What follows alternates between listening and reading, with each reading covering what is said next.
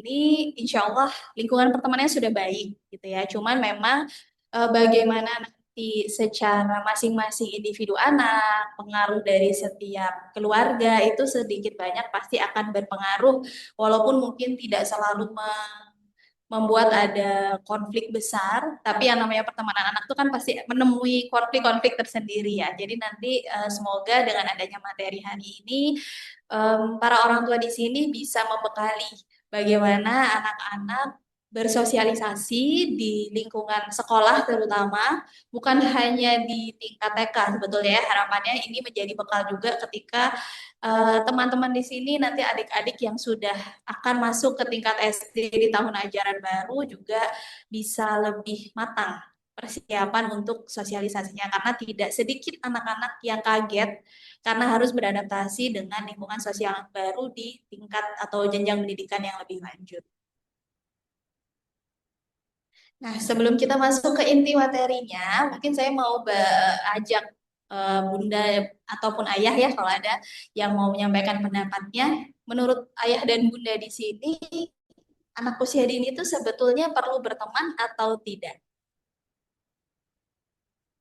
Urgensi berteman pada anak usia dini gimana kalau menurut Bunda-Bunda atau Ayah di sini?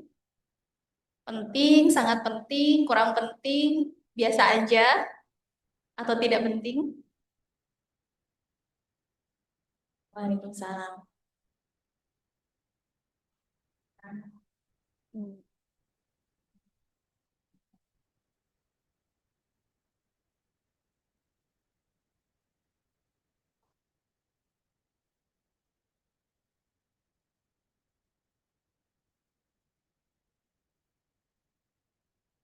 Oke, baik. Terima kasih Bunda ya atas sharingnya. Jadi, apakah anak usia ini perlu berteman? Kalau dari ceritanya sebenarnya ini nyambung nih sama jawabannya ya. Ini ada beberapa poin yang tidak ada di dalam handout, jadi kalau dirasa penting boleh ditambahkan ya dalam catatan. Jadi kalau kita melihat urgensi berteman dulu ya pada anak usia dini. Anak usia dini itu kan range-nya cukup panjang dari 0 tahun sampai kalau di Indonesia mungkin sekitar 6 sampai 7 tahun, kalau di luar sampai 8 tahun itu masih masuk anak usia dini. Nah, sebetulnya patokannya itu adalah usianya. Kayak tadi ya, yang diceritakan di kakaknya kelihatan banget nih, anaknya itu butuh sekali berteman. Nah, di adiknya tadinya nggak terlalu ya kelihatan kebutuhan bertemannya. Tapi semakin bertambahnya usia, adiknya juga terlihat ya, sepertinya juga butuh berteman. Jadi memang untuk usia sekitar eh, awalnya mulai 2 tahun ke atas, di mana kemandirian anak itu sudah mulai terbentuk, biasanya perlahan anak akan punya perhatian pada anak lainnya juga gitu. Nah, tapi biasanya memang di usia 2 tahun kebutuhan bertemannya belum terlalu besar dan yang paling kelihatan biasanya mulai usia 3 tahun. Makanya 3 tahun biasanya sudah mulai ada kelas-kelas playgroup gitu ya, karena sebagian anak menunjukkan kebutuhan yang lebih cepat muncul. Karena bisa jadi ada anak-anak yang baru muncul kebutuhan besarnya untuk berteman itu di usia 4 tahunan. Paling kelihatan biasanya memang usia 4 tahunan. Itu sudah mulai lebih terlihat butuh teman dibandingkan di usia-usia sebelumnya. Nah, kalau dari perkembangan sendiri, ada beberapa pakar perkembangan psikologi ya, menyatakan bahwa teman sebaya itu perannya tidak bisa digantikan dengan peran siapapun. Jadi kalau kita lihat dari perkembangan sosioemosional anak, anak itu kan pasti ada tahapannya ya untuk bisa sampai di titik tertentu di setiap usianya. Nah, di setiap tahap usia anak itu punya figur penting. Kalau di dua tahun pertama figur pentingnya, kalau 1 tahun pertama figur pentingnya ibunya, 2 tahun pertama ayah ibunya. Nah nanti setelah itu biasanya figur pentingnya akan bergeser ke keluarga besar, baru setelah itu pertemanan. Jadi sekitar usia 3 tahun ke atas, figur pentingnya anak itu sudah bergeser ke teman sebaya. Kenapa kok teman sebaya ini disebut tidak bisa digantikan perannya oleh orang lain, walaupun itu ibunya sendiri, karena kita sepintar-pintarnya kita meniru sikap anak kecil, kita nggak mungkin bersikap layaknya anak kecil yang murni dia anak kecil. Jadi konflik yang terjadi antara orang tua dan anak itu nggak bisa disetting seperti konflik yang terjadi antara anak dengan teman sebayanya. Nah, konflik ini nih yang sebetulnya adalah hal penting yang perlu dipelajari anak karena banyak sekali hal yang bisa dipelajari anak di dalam konflik bersama teman sebaya yang mungkin kita kalau mikir-mikir pengennya menghindari konflik. Kalau bisa anak kita jangan sampai deh ketemu konflik sama temennya, gitu ya. Padahal sebetulnya itu adalah kesempatan dia belajar lewat konflik yang dia temui bersama teman sebaya. Jadi apakah anak usia dini perlu berteman? Perlu di tahap usia tertentu. Ketika memang perkembangan sosio-emosionalnya sudah membutuhkan adanya teman sebaya dalam hidup anak. Nah, kalau menurut bunda-bunda semua, bunda dan ayah sekalian, gimana sih cara anak usia dini itu berteman? Mungkin kalau memperhatikan anak-anak sampai mereka bisa punya teman itu apa yang mereka lakukan biasanya? Main bersama, betul. Jadi kalau kita orang dewasa, mungkin kalau mau berteman tuh kan kuncinya adalah di kenalan gitu ya, senyum, saling senyum gitu. Nah itu eh, pada anak-anak itu bukan cara natural mereka ya. Jadi bukan berarti mereka nggak bisa melakukan itu, tapi itu adalah sesuatu yang perlu diajarkan. Tapi sebetulnya anak-anak itu kan sudah membawa fitrah ya, termasuk fitrah bersosialisasi. Dan bagaimana cara dia memenuhi kebutuhan bertemannya adalah dengan bermain. Makanya nggak heran anak-anak itu bisa nggak saling kenal, tiba-tiba bisa main bareng ya. Misalnya kita ke tempat umum gitu ya. Walaupun mungkin ketika pulang ditanya tadi nama temennya siapa, nggak tahu gitu ya. Karena itu bukan menjadi hal yang sangat penting bagi mereka untuk kenal nama temannya di tahap itu mungkin ya gitu. Jadi yang mereka butuhkan adalah mereka punya teman bermain karena memang itu cara natural mereka untuk connect dengan dunia luar ya terutama dengan teman sebayanya gitu. Nah, kalau kita bicara tentang konsep pertemanan atau persahabatan ya, anak-anak sekarang kan sudah mulai punya bestie-bestie gitu ya. Siapa di sini yang anaknya udah ada bestinya di kelasnya? Ada yang udah punya bestie atau biasa main? Ada, insya Allah ya gitu. Yang di bintang kecil boleh tahu berapa orang? Udah di sini yang anaknya di bintang kecil? Oke, berarti selebihnya di bintang besar ya. Yang dari bintang kecil sudah kelihatan punya bestie? Udah? Apakah dari hari pertama sekolah? Sudah dari hari pertama udah dapat bestie, Masya Allah. Ada yang menunggu sampai sebulan lebih? Atau mungkin satu semester baru punya bestie? Ya, ya biasanya gitu ya. Ada beberapa anak yang memang bisa cepat banget menganggap orang lain atau teman sebaya yang dia temui itu sebagai sahabatnya. Ada yang memang butuh waktu. Tapi secara natural memang persahabatan anak-anaknya nggak cuma anak-anak ya, kita pun ketika bisa menganggap seseorang sahabat itu kan butuh waktu. Begitu pula bagaimana akhirnya mereka bisa bertemu dengan orang yang bisa mereka sebut sahabat itu membutuhkan waktu. Nah, waktu yang berjalan itu itulah yang nanti menjadi pembelajaran bagi mereka dan bagaimana aspek-aspek perkembangan dari dirinya itu berkembang dalam proses pembentukan konsep pertemanan itu. Nanti kita insya Allah akan lihat apa sih konsep pertemanan di mata anak-anak gitu ya, bedanya dengan orang dewasa seperti apa. Nah, ini ada lima ternyata ya, ada lima perkembangan bagaimana anak itu pada akhirnya em, mengakui orang lain sebagai temannya dan bagaimana dia bersikap kepada orang lain tersebut. Yang pertama, ini kita akan cepetin aja di slide ini akan kita detailkan di slide berikutnya ya.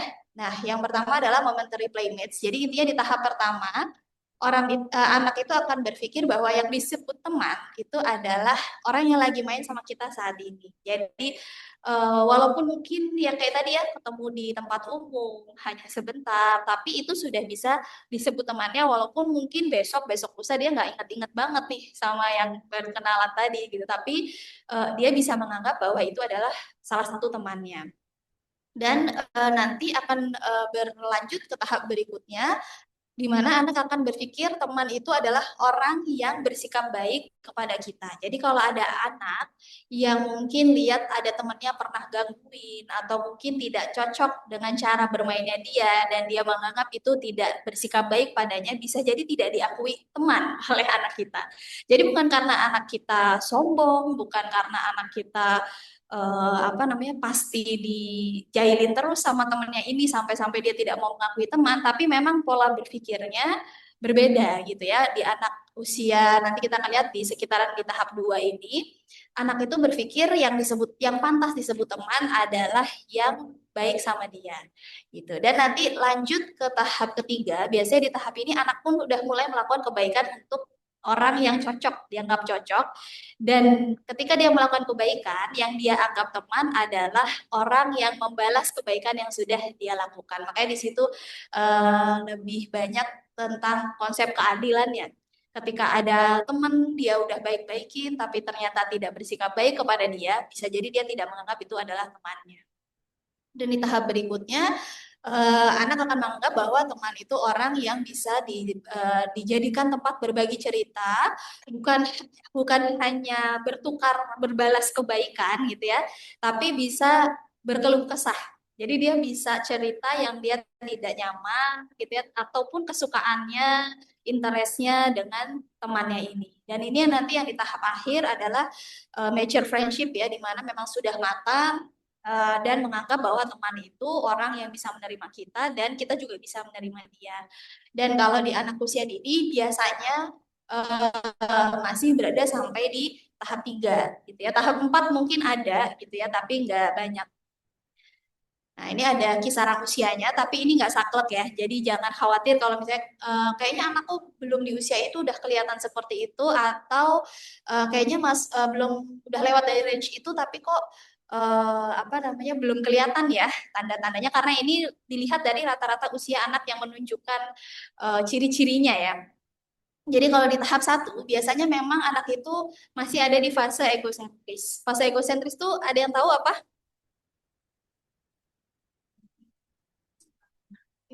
It's mine. Oke, ada lagi? Jadi egosentris sama egois beda nggak? Beda apa sama? Apa mirip? Mirip ya. Oke, jadi perlu dibedakan antara egosentris dan egois. Kalau egois itu kan memikirkan diri sendiri. Nah, kalau egosentris dia berpikir dunia ini berjalan seperti yang ada di dalam pikirannya. Gitu. Jadi anak misalnya nih, dia merasa main air tuh seru banget. Main air, dia keluarin air banyak-banyak itu seru banget. Terus kita sebagai ibu, kita mikirnya hemat air gitu ya, boros nih kalau airnya ini terus nanti tumpah kemana-mana. Nah, itu dia marah tuh. Karena apa? Karena dia pikir seharusnya semua orang berpikir bahwa main air kayak gitu tuh seru banget. Gitu. Itu yang namanya egosentris. Jadi egosentris itu bukan berarti anak ini nggak bisa memikirkan bahwa dia harus berbuat baik ke orang lain, tapi memang dia berpikir bahwa semua orang hidup seperti bagaimana dia berpikir gitu. Jadi kalau misalnya ada yang berbeda, nah dia bingung tuh, dan bingung itu nanti keluarnya perilakunya marah, mungkin menolak, teriak-teriak dan lain sebagainya. Nah, egosentris ini konsekuensinya apa? Konsekuensinya adalah keterbatasan anak untuk memahami sudut pandang orang lain yang berbeda dari dirinya gitu. Jadi kalau misalnya ada yang menurut dia itu menyenangkan, tapi kok temennya nangis ya, temennya marah ya. Nah, dia nggak paham tuh, belum paham di usia-usia terutama baru masuk 3 tahun ya. Biasanya belum terlalu paham karena egosentrisnya masih sangat besar gitu. Jadi dia pikir ini menyenangkan kok ada yang sedih, dan dia nggak relate lah istilahnya gitu ya. Nah, jadi kemampuan untuk memahami sudut pandang orang lain itu masih terbatas. Istilahnya kalau misalnya kita bilang apa, seperti memakai sepatu orang lain. Nah, itu anak-anak di usia 3 tahun sampai 4 tahunan biasanya masih kesulitan. Nanti di sekitar usia 4 tahun ke atas biasanya agak lebih mulai berkembang, sudah mulai berkembang. Nah, karena itu, jadi kalau misalnya dia ketemu sama anak yang interestnya beda, minatnya beda, bisa jadi nggak dianggap teman sama dia.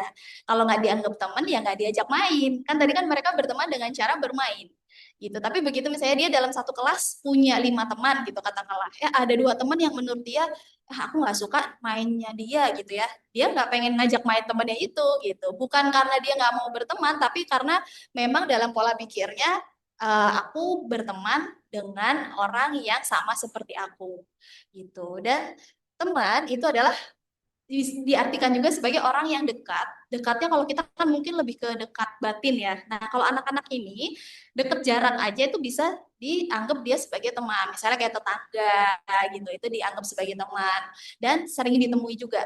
Jadi jangan heran kalau misalnya kita punya sahabat nih, ibunya punya sahabat, terus habis itu anak-anaknya suka playdate sebenarnya, cuman nggak rutin, jadi nggak sering ketemu. Nah, anaknya nggak ngakuin kalau itu temennya, karena tidak terlalu sering ketemu. Itu wajar untuk usia 3 bisa terjadi sampai usia 7 tahun, karena tadi masih di fase-fase egosentris.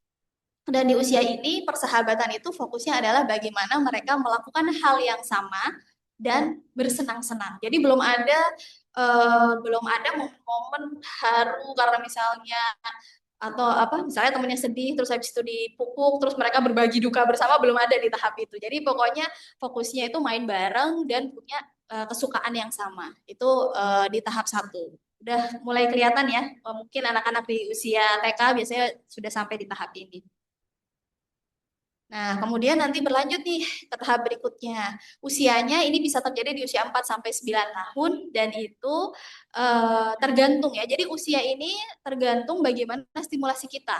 Jadi bisa jadi di anak pertama, anak kedua, anak ketiga itu akan beda kemunculannya karena tergantung bagaimana stimulasi kita. Mungkin di anak pertama belum terlalu banyak berteman sebelumnya gitu ya. Jadi mungkin munculnya lebih terlambat dibandingkan adik-adiknya, bisa jadi seperti itu. Nah, di tahap 2 ini apa yang muncul dalam perilakunya? Yang pertama, anak-anak biasanya tuh lihat kalau yang di tahap sebelumnya itu kan memang fase sebelum anak tuh bisa melihat yang abstrak-abstrak gitu ya. Sebenarnya kalau yang di sini mereka masih butuh melihat sesuatu yang konkret dan pragmatis. Artinya gini, eh, ketika dia melakukan suatu kebaikan, dia berpikir dia harus mendapat balasannya gitu. Itu udah mulai muncul di tahap 2 ini untuk bekal nanti dia masuk ke tahap ketiga gitu. Jadi anak-anak di usia 4 tahunan itu kan secara moral sebenarnya udah tahu ya harus berbuat baik. Walaupun secara praktiknya mungkin Budi ya, kalau dia lagi pengen berbuat baik ya berbuat baik gitu ya, kalau dia lagi pengen sesuka hati ya sesuka hati aja gitu kan. Cuman sekalinya dia berbuat baik, mereka pengen temennya itu juga memberikan balasan kebaikan untuk dia, itu udah muncul di tahap kedua ini. Dan memiliki teman itu tuh udah mulai jadi hal yang penting untuk kehidupan sosialnya dia. Bahkan ini membuat akhirnya misalnya dia udah punya teman yang cocok nih, udah lewat kan di tahap satu, artinya dia udah punya teman yang punya kesamaan interestnya gitu. Nah, ketika masuk di sini, karena ini punya teman itu adalah sesuatu hal yang penting, biasanya ada kekhawatiran dia tidak punya teman. Ya, ini karena bisa sampai 9 tahun, jadi ini bisa berlangsung sampai tingkat SD. Anaknya khawatir nggak punya teman. Jadi ketika dia udah, misalnya dia merasa klop dengan satu anak, terus ternyata temannya ini melakukan sesuatu yang nggak baik. Nah, biasanya ada kecenderungan anak untuk memaklumi ketidakbaikan teman dekatnya ini demi dia tetap punya teman. Atau kadang-kadang ada, mungkin pernah dengar ya kasus-kasus seperti bullying di tingkat SD gitu ya. Itu bisa bisa datang karena adanya perasaan ini. Misalnya ada anak yang ngancem kamu kalau misalnya nggak mau nurutin aku, nanti aku bilang ke teman-teman sekelas biar nggak temenin kamu. Nah, itu bisa muncul di anak-anak usia ini karena adanya perasaan dia tuh merasa aku harus punya temen nih gitu. Jadi dia ketakutan kalau nggak punya teman gitu. Di usia ini sudah bisa muncul perasaan seperti itu dan mulai ada tawar menawar. Aku mau jadi temenmu kalau misalnya kamu ngapain gitu misalnya ya. Atau misalnya aku nggak mau temenan sama kamu kalau kamu nggak ngelakuin ini itu gitu. Jadi itu bukan selalu menjadi pertanda wah ini anak ini kayaknya nakal deh gitu ya atau bandel atau belajar dari mana nih dia kayak gini gitu. Cuman memang itu secara perkembangan sudah natural ada bergaining atau tawar-menawar dalam pertemanan di tahap ini. Kemudian nanti masuk ke tahap 3. Nah, di sini anak-anak sudah mulai paham lebih jauh tentang yang namanya adil gitu ya. Tadi yang mereka mereka pengen ada eh, balasan gitu ya. Ini lebih kelihatan di tahap ini. Jadi mereka berharap akan ada timbal balik yang fair, yang sama. Misalnya nih, aku kan waktu kamu eh, misalnya ini saya pernah ketemu sama temen anak saya yang memang belum mengenal sunnah ya, belum mengenal sunnah. Jadi dia masih merayakan ulang tahun. Nah, misalnya anaknya waktu waktu untuk anak saya bertambah usia, dia kasih kado. Jadi ketika dia ulang tahun, dia pengen dikasih kado juga sama seperti bagaimana dia ngasih kado ke anak saya. Nah, seperti itu. Jadi di umur-umur ini dan itu anaknya udah SD juga, kelas 4 kalau nggak salah ya. Nah, jadi memang terjadinya biasanya di usia 7 tahun ke atas gitu. Jadi kalau misalnya dia melakukan sesuatu, dia pengen sesuatu yang sama, adil, itu baru disebut adil gitu. Dan tadi ada harapan akan mendapat balasan yang baik juga dari temannya, dan biasanya mulai terbentuk geng di anak-anak, terutama banyaknya di anak perempuan ya. Kalau misalnya geng-geng kayak gitu ya, apalagi ini biasanya udah masuk SD gitu. Dan itu biasanya terbentuk berdasarkan minat tertentu. Mungkin misalnya nih yang suka koleksi gantungan kunci sama gitu ya, oh ini geng gantungan kunci gitu lah ya, yang suka gantungan kunci dengan karakter tertentu gitu, atau misalnya yang lainnya. Dan dorongan ini, dorongan maksudnya dorongan dalam berteman bisa sampai membuat anak itu menghakimi atau menilai dirinya sendiri buruk ataupun menilai orang lain itu buruk karena tadi di luar kelompoknya dia. Jadi dia sudah mulai bisa menganggap, oh kalau misalnya aku nggak bisa masuk geng ini, berarti aku nggak sekeren geng itu ya. Ataupun sebaliknya, misalnya, dia kayaknya nggak cocok deh masuk di kelompok kita gitu. Kayaknya dia lebih jelek daripada kita atau lebih buruk daripada kita. Itu sudah mulai bisa muncul pikiran seperti itu di tahap ini. Dan tadi kalau yang di tahap sebelumnya dia khawatir nggak punya teman gitu ya, lebih karena nanti aku main sama siapa gitu. Nah di tahap ini biasanya tadi pertemanannya udah mulai lebih luas. Jadi temennya nggak cuma satu, biasanya ya tadi ya segeng, sekelompok, minimal bertiga ya. Nah, biasanya akan muncul kekhawatiran kalau misalnya dia nggak bisa fit in sama kelompok ini, apa yang akan terjadi gitu. Jadi kalau misalnya nanti dia ngelihat ada misalnya berbesti bertiga gitu ya, A, B, C. Nah, si B kok cuma deket sama si C ya? Nah, si A ini bisa khawatir nih, apa aku ada salah ya? Apa aku kurang ini ya, kurang itu ya? Dan akhirnya dia muncullah keinginan pengen jadi seperti orang lain. Aku pengen deh jadi kayak si C, soalnya dia bisa deket banget sama si B, misalnya gitu. Aku pengen deh kayak si D gitu, karena dia temannya banyak gitu. Karena dia punya kekhawatiran dia tidak diterima oleh lingkungan sosialnya. Dan itu wajar gitu ya, bukan sesuatu yang merupakan gangguan selama itu tidak mengganggu banyak aspek dalam perkembangannya. Dan nanti masuk ke tahap 4, ini bisa mulai terjadi dari umur 8 tahun, tapi juga akan terus berkembang sampai sekitar remaja ya usianya ya. Jadi kalau yang tadi berharap dibalas kebaikannya, anak-anak di usia ini di tahap ini sudah bisa melakukan sesuatu memang tulus karena dia sayang.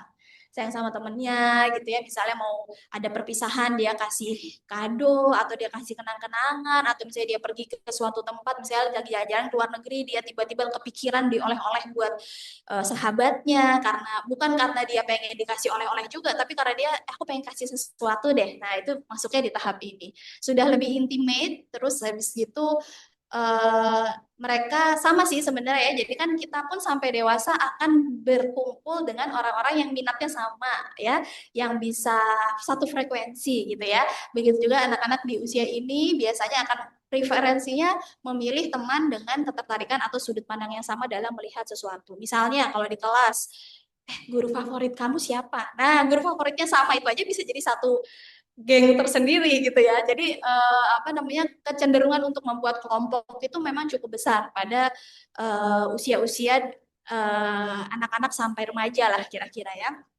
Dan rasa percaya kepada temannya itu sangat penting di fase ini. Jadi kalau misalnya nih ada kondisi anaknya misalnya dulu deket sama si B, terus suatu hari kayak jarang lagi nih main sama si B, nggak pernah lagi. Nah, bisa jadi ada case atau kejadian-kejadian yang melukai rasa percaya si anak ini kepada temannya gitu. Karena di sini tuh pokoknya dia tuh percaya banget, misalnya percaya dia ngasih rahasia sesuatu atau misalnya dia percaya janjian terus habis itu beneran ditepati gitu ya. Nah, itu sangat penting untuk di usia ini.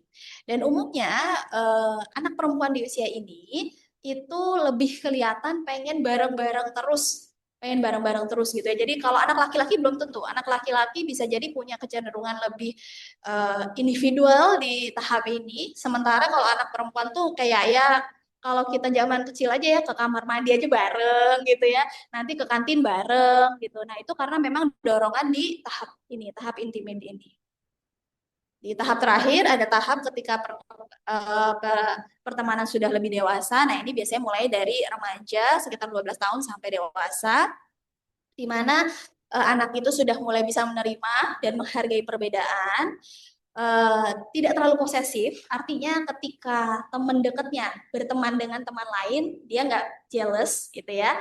Itu adanya di tahap ini. Jadi sangat mungkin nih anak-anak di usia dini masih jealous ketika temennya main, bestinya main sama anak lain gitu. Itu wajar banget ya terjadi gitu. Terus sangat menghargai kedekatan emosionalnya dengan teman-teman. Jadi ini lebih besar lagi. Bahkan kan kalau misalnya ibu-ibu yang sudah punya anak yang remaja usia 12 tahun ke atas tuh udah merasa kayak anaknya tuh udah terpisah kayak yang dulunya nempel mulu sama ibunya ya sekarang itu nempel sama teman-temannya gitu ya Bun ya. Iya, karena memang secara tadi tahap perkembangannya itu akan bergeser figur pentingnya. Dan tadi ya, di usia sebelum ini aja anak udah punya kekhawatiran jika dia tidak bisa fit in dalam lingkungan sosialnya. Jadi memang teman itu akan sangat berpengaruh dan sangat dibutuhkan anak bahkan sejak tahap pertama tadi.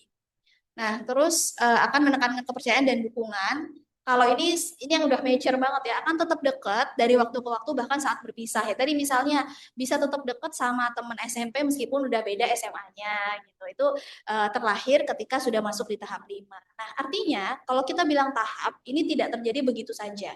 Anak nggak bisa ujuk-ujuk nanti kita berharap di umur 12 tahun tiba-tiba udah sampai di tahap 5.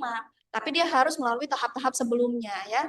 Berarti dia harus minimal melalui tahap satu ini dulu. Bagaimana nanti anak itu memang masih mengalami tantangan-tantangan dalam memandang sudut pandang orang lain. Jadi di sini nggak poin pentingnya adalah untuk yang masih memiliki anak usia dini, nggak usah khawatir ketika memang anak itu masih mengalami kesulitan nih dalam berbagi, dalam apa namanya memahami perasaan temannya, karena justru itu adalah tahap yang perlu dilalui anak supaya dia bisa belajar dari situ dan akhirnya nanti perlahan-lahan sesuai tahapnya dia akan naik sampai nanti di usianya yang sudah siap dia bisa membangun pertemanan dengan dewasa ya yang mature friendship ini. Nah, kalau kita bicara di usia TK, di sini saya ambil usia 4, 5, 6 tahun, ada beberapa milestone atau mungkin kita bisa bilang juga tugas perkembangan yang mungkin bisa menjadi catatan kita bersama nih. Kira-kira anak-anak kita sudah mencapai ini belum ya gitu. Dan biasanya tantangan apa sih yang akan kita hadapi dalam konsep pertemanannya nanti. Yang pertama di usia 4 tahun, kita mulai dulu dari usia terkecil di BBSC ya, biasanya usia 4 tahun. Milestone-nya atau tugas perkembangannya yang pertama adalah biasanya anak-anak mulai terlibat dalam cooperative play. Jadi kalau ada yang pernah tahu tahap bermain pada anak-anak? Oke, kalau belum kita mulai dari kecilnya dulu ya. Biasanya di awal itu intinya adalah anak itu mulai bermain onlooker namanya onlooker play di mana anak itu belum ikut main tapi baru ngeliatin doang. Nah, biasanya kalau kita ngeliatin aja, itu kita temukan di anak-anak umur bayi di bawah 1 tahun. Jadi misalnya lihat kakak-kakaknya lari-larian, dia cuma liatin, lihat anak lain dia cuma liatin gitu. Karena memang fasenya seperti itu. Nanti pelan-pelan dia akan melakukan solitary play. Solitary play mulai main tapi sendiri. Jadi walaupun dalam keramaian kita bawa ke playground gitu ya, dia akan main sendiri tanpa teman-temannya, tanpa anak lain. Nanti akan meningkat lagi menjadi parallel play, di mana anak akan bermain berdekatan dengan anak lainnya, tapi bukan bermain bersama, melainkan sama-sama bermain. Jadi misalnya satu main balok, satu main boneka, udah pisah aja gitu. Itu parallel play dan itu tidak perlu dipaksakan harus segera menyatu gitu ya. Memang itu tahapnya dan itu masih wajar terjadi sampai usia 3 sampai 5 tahun. Nah, nanti masuk asosiatif play, jadi mereka punya mainan masing-masing, tapi udah mulai pinjam-pinjaman. Aku pinjam dong orang-orangan kamu buat balok aku, ya udah boleh aku tapi pinjam balok kamu juga ya, aku pengen bikin mobilnya orang-orangan aku. Nah, itu udah mulai meningkat lagi, jadi asosiatif. Nah, di usia 4 tahunan, biasanya anak tuh sudah mulai muncul kooperatif play. Kooperatif play itu kalau yang tadinya kita saling pinjam aja, kooperatif play itu mereka sudah punya tujuan bersama untuk membuat sesuatu misalnya. Kamu punya balok ya, aku punya orang-orangan nih, yuk kita bikin yuk, kamu bikin rumahnya, nanti aku yang bikin ceritanya ya, orang-orangan ini mau gimana, nanti kita main bareng, itu juga bisa. Atau misalnya kamu bikin rumah bagian dalamnya, aku bikin rumah bagian tamannya gitu, nanti kamu pakai punya aku, orang-orangan yang perempuan, kamu pakai yang laki-laki, itu udah masuk dalam cooperative play. Dan ini perlu kita stimulasi, terutama untuk anak-anak yang sudah masuk usia 4 tahun gitu. Terus sudah mulai mau berbagi. Nah, di usia 4 tahun itu perkembangan moral terutama terkait perilaku berbagi secara kognitif, secara pemikiran anak itu seharusnya sudah paham bahwa berbagi itu sebuah keharusan atau sebuah hal baik yang perlu dilakukan. Walaupun dalam prakteknya nanti mereka akan menimbang-nimbang nih, mau berbagi sesuatu yang mereka suka atau yang nggak terlalu disuka. Mau berbagi hari ini atau besok, dan lain-lain. Masih tergantung moodnya, jadi itu wajar. Terus sudah mulai bisa membedakan teman-temannya. Jadi, oh ini anaknya asik nih yang ini. Oh ini anaknya mainnya cewek banget gitu ya. Oh ini anaknya sukanya main bola. Oke deh aku suka main bola gitu ya. Dan udah mulai ada preferensi. Dia pengennya main sama anak yang suka warna pink misalnya ya. Dia nggak terlalu suka warna pink nih. Aku nggak mau gitu. Aku mau main sama yang sesama pinker sejati gitu ya misalnya ya. Nah itu juga sudah mulai kelihatan dan mulai bisa menanggapi atau mengenali emosi yang ditunjukkan oleh orang lain. Jadi empatinya mungkin belum terlalu kelihatan dia bisa menghibur gitu ya, tapi bisa jadi sudah muncul nih, misalnya temennya nangis. Udah bunda dia kenapa? Nah udah mulai tanya, itu udah pengen pengen tahu ya apa yang terjadi pada temannya nih, kenapa dia nangis. Nah itu sebenarnya bentuk awal empatinya. Terus mulai menggunakan strategi pemecahan masalah sederhana selama konflik ya. Jadi misalnya kita bagi dua deh mainannya, misalnya gitu atau berebut main atau misalnya kita bergantian deh, kita bikin jadwal yuk. Kapan kamu boleh pakai perosotan, kapan aku pakai perosotan itu juga bisa terjadi atau muncul di usia 4 tahun. Nah, tapi memang masih ada beberapa tantangan di usia ini terkait dengan kemampuan berteman. Yang pertama, anak-anak tadi masih masuk di fase egosentris, jadi mungkin untuk empatinya ini masih perlu sangat dilatih untuk akhirnya dia bisa merasakan empati atau membayangkan apa yang temannya rasakan, gitu ya. Terutama kalau misalnya terjadi konflik atau ketidakcocokan nih, gitu ya. Kira-kira kalau misalnya teman kamu kamu bilang kayak itu tuh sedih nggak sih? Nah, itu masih perlu banyak diajak diskusi supaya mereka tuh bisa lama-lama tuh kebayang oh iya ya ternyata aku marah, tapi kalau aku ngomong kayak gitu tuh bisa bikin orang lain sedih loh. Nah itu tuh harus disampaikan, bukan tiba-tiba muncul, tapi kita harus mengajak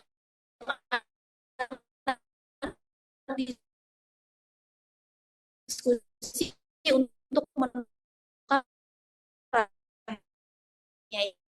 itu karena tadi fase egosentrisnya masih kuat, tapi karena regulasi emosi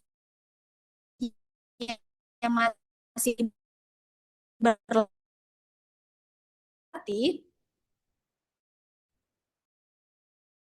bisa jadi ya dia meledak nggak sengaja dia nggak terkontrol terus gitu dia diam di situ nggak aku hari ini maunya main ini aja tapi kamu mainnya deket aku ya.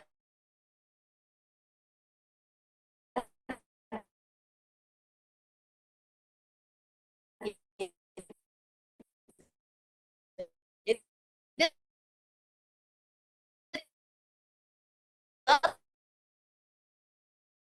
misalnya atau kalau di sini kadang-kadang ada sholat berjamaah ya.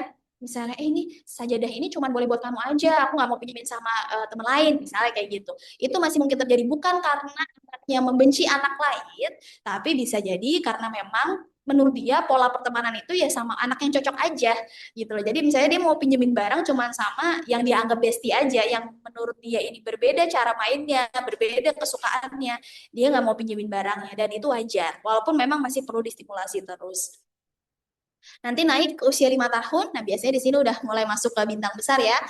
Sudah mulai bisa terlibat dalam permainan berkelompok dengan aturan tertentu. Kalau misalnya lihat di laporan weekly report itu ya, kita juga bisa lihat jenis-jenis permainan yang Bunda berikan.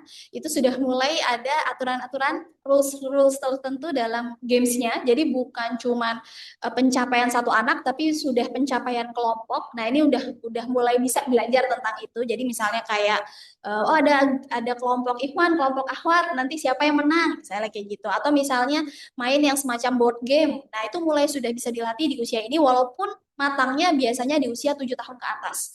Jadi, kalau misalnya menemukan ada anak yang masih menangis karena kalah di usia 5 tahun, itu sangat amat wajar. Gitu. Bukan karena dia anaknya nggak mau kalah, bukan karena itu, tapi memang usia itu usia-usia belum siap menerima kekalahan. Tapi bukan berarti anaknya harus menang terus gitu. Jadi tetap harus dilatih, diberi pemahaman bahwa di setiap permainan itu memang ada yang kalah, ada yang menang. Tidak semua permainan itu jadi pemenang gitu semuanya gitu ya. Ada yang kalah, ada yang menang. Dan itu bisa dilatih mulai usia 5 tahun. Terus mulai bisa memahami dan menerapkan aturan sosial dalam pertemanan. Jadi kalau misalnya mungkin di sekolah ya settingannya, terus bunda gurunya itu udah menjelaskan aturan di dalam kelas sama teman. Ya misalnya ini ya ketika diberi sesuatu saya bilang apa. Nah itu anak-anak udah mulai paham dan udah mulai bisa mengingat dan menerapkan bahkan mengingatkan gitu ya. Aku tadi udah kasih ini kamu belum bilang ini. Kalau tentu kalau anak saya waktu baru bintang besar itu, ibu aku ini bersih nih, alhamdulillah nih, alhamdulillah minta di jawab gitu ya bersihnya. Jadi udah tahu karena udah tahu aturan sosialnya seperti itu gitu dalam adab kepada sesama muslim gitu ya. Nah, itu udah mulai aware dan sangat mungkin ada beberapa anak yang sangat strict dengan aturan yang sudah dijelaskan gitu. Jadi ketika tadi ya kita ingat ada fase di mana ketika dia sudah berusaha melakukan itu ke orang lain, dia pengen orang lain juga melakukan itu kepada dirinya. Terus intervensi orang dewasa sudah mulai sedikit-sedikit berkurang ketika dia ribut sama anak lain gitu. Kalau yang di sebelumnya kita harus bantu banyak, nah ini mungkin membantu tapi tidak sebanyak di usia-usia sebelumnya.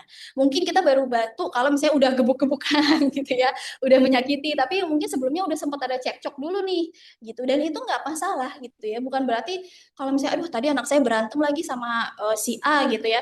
Terus itu menjadi hal yang buruk, menjadi trauma tersendiri. Selama itu bisa dihadapi dengan baik ya, insya Allah itu tidak menjadi trauma, justru menjadi tahap pembelajaran bagi anak gitu. Karena kita nggak bisa kan memastikan anak kita tuh nggak ketemu sama orang yang nyebelin gitu lah istilahnya dalam dunia nyata gitu. Jadi dia juga harus bisa punya self defense yang kuat nih ketika ada sesuatu yang menyerang ketidaknyamanan dia itu. Terus mulai lebih banyak menunjukkan empati, sudah mulai bisa dengan kata-kata ataupun reaksi gitu ya. Dan lebih banyak biasanya di usia-usia ini tuh udah bisa bermain peran dengan lebih terstruktur bareng sama temannya. Kamu jadi ini, aku jadi ini, nanti alur ceritanya begini dan begitu gitu ya. Itu mulai usia 5 tahunan. Nah, tantangannya biasanya banyak di itu anak-anaknya kan temenan sama sesama 5 tahun ya gitu. Jadi banyak tekanan-tekanan karena si A punya pemahaman tentang aturan seperti ini, si B punya pemahaman tentang aturan seperti ini. Belum lagi nanti ada pengaruh dari keluarga masing-masing. Kata mama aku boleh kok kayak gitu, tapi kata ibu aku nggak boleh. Nah udah bisa jadi ribut kalau kayak gitu ya. Ketika misalnya nanti ketemu di sekolah ataupun tetangga, itu jadi tantangan tersendiri.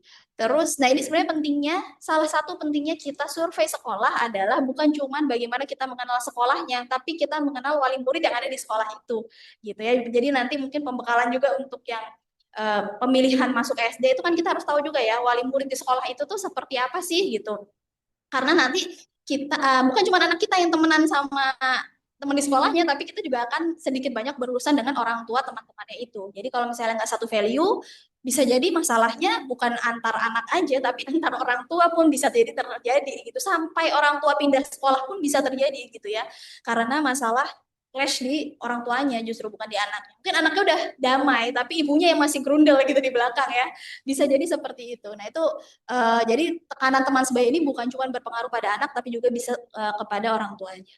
Terus mungkin merasa cemburu atau ada rasa bersaing. Misalnya teman dekatnya sebenarnya ya mungkin dapat apresiasi lebih dari gurunya.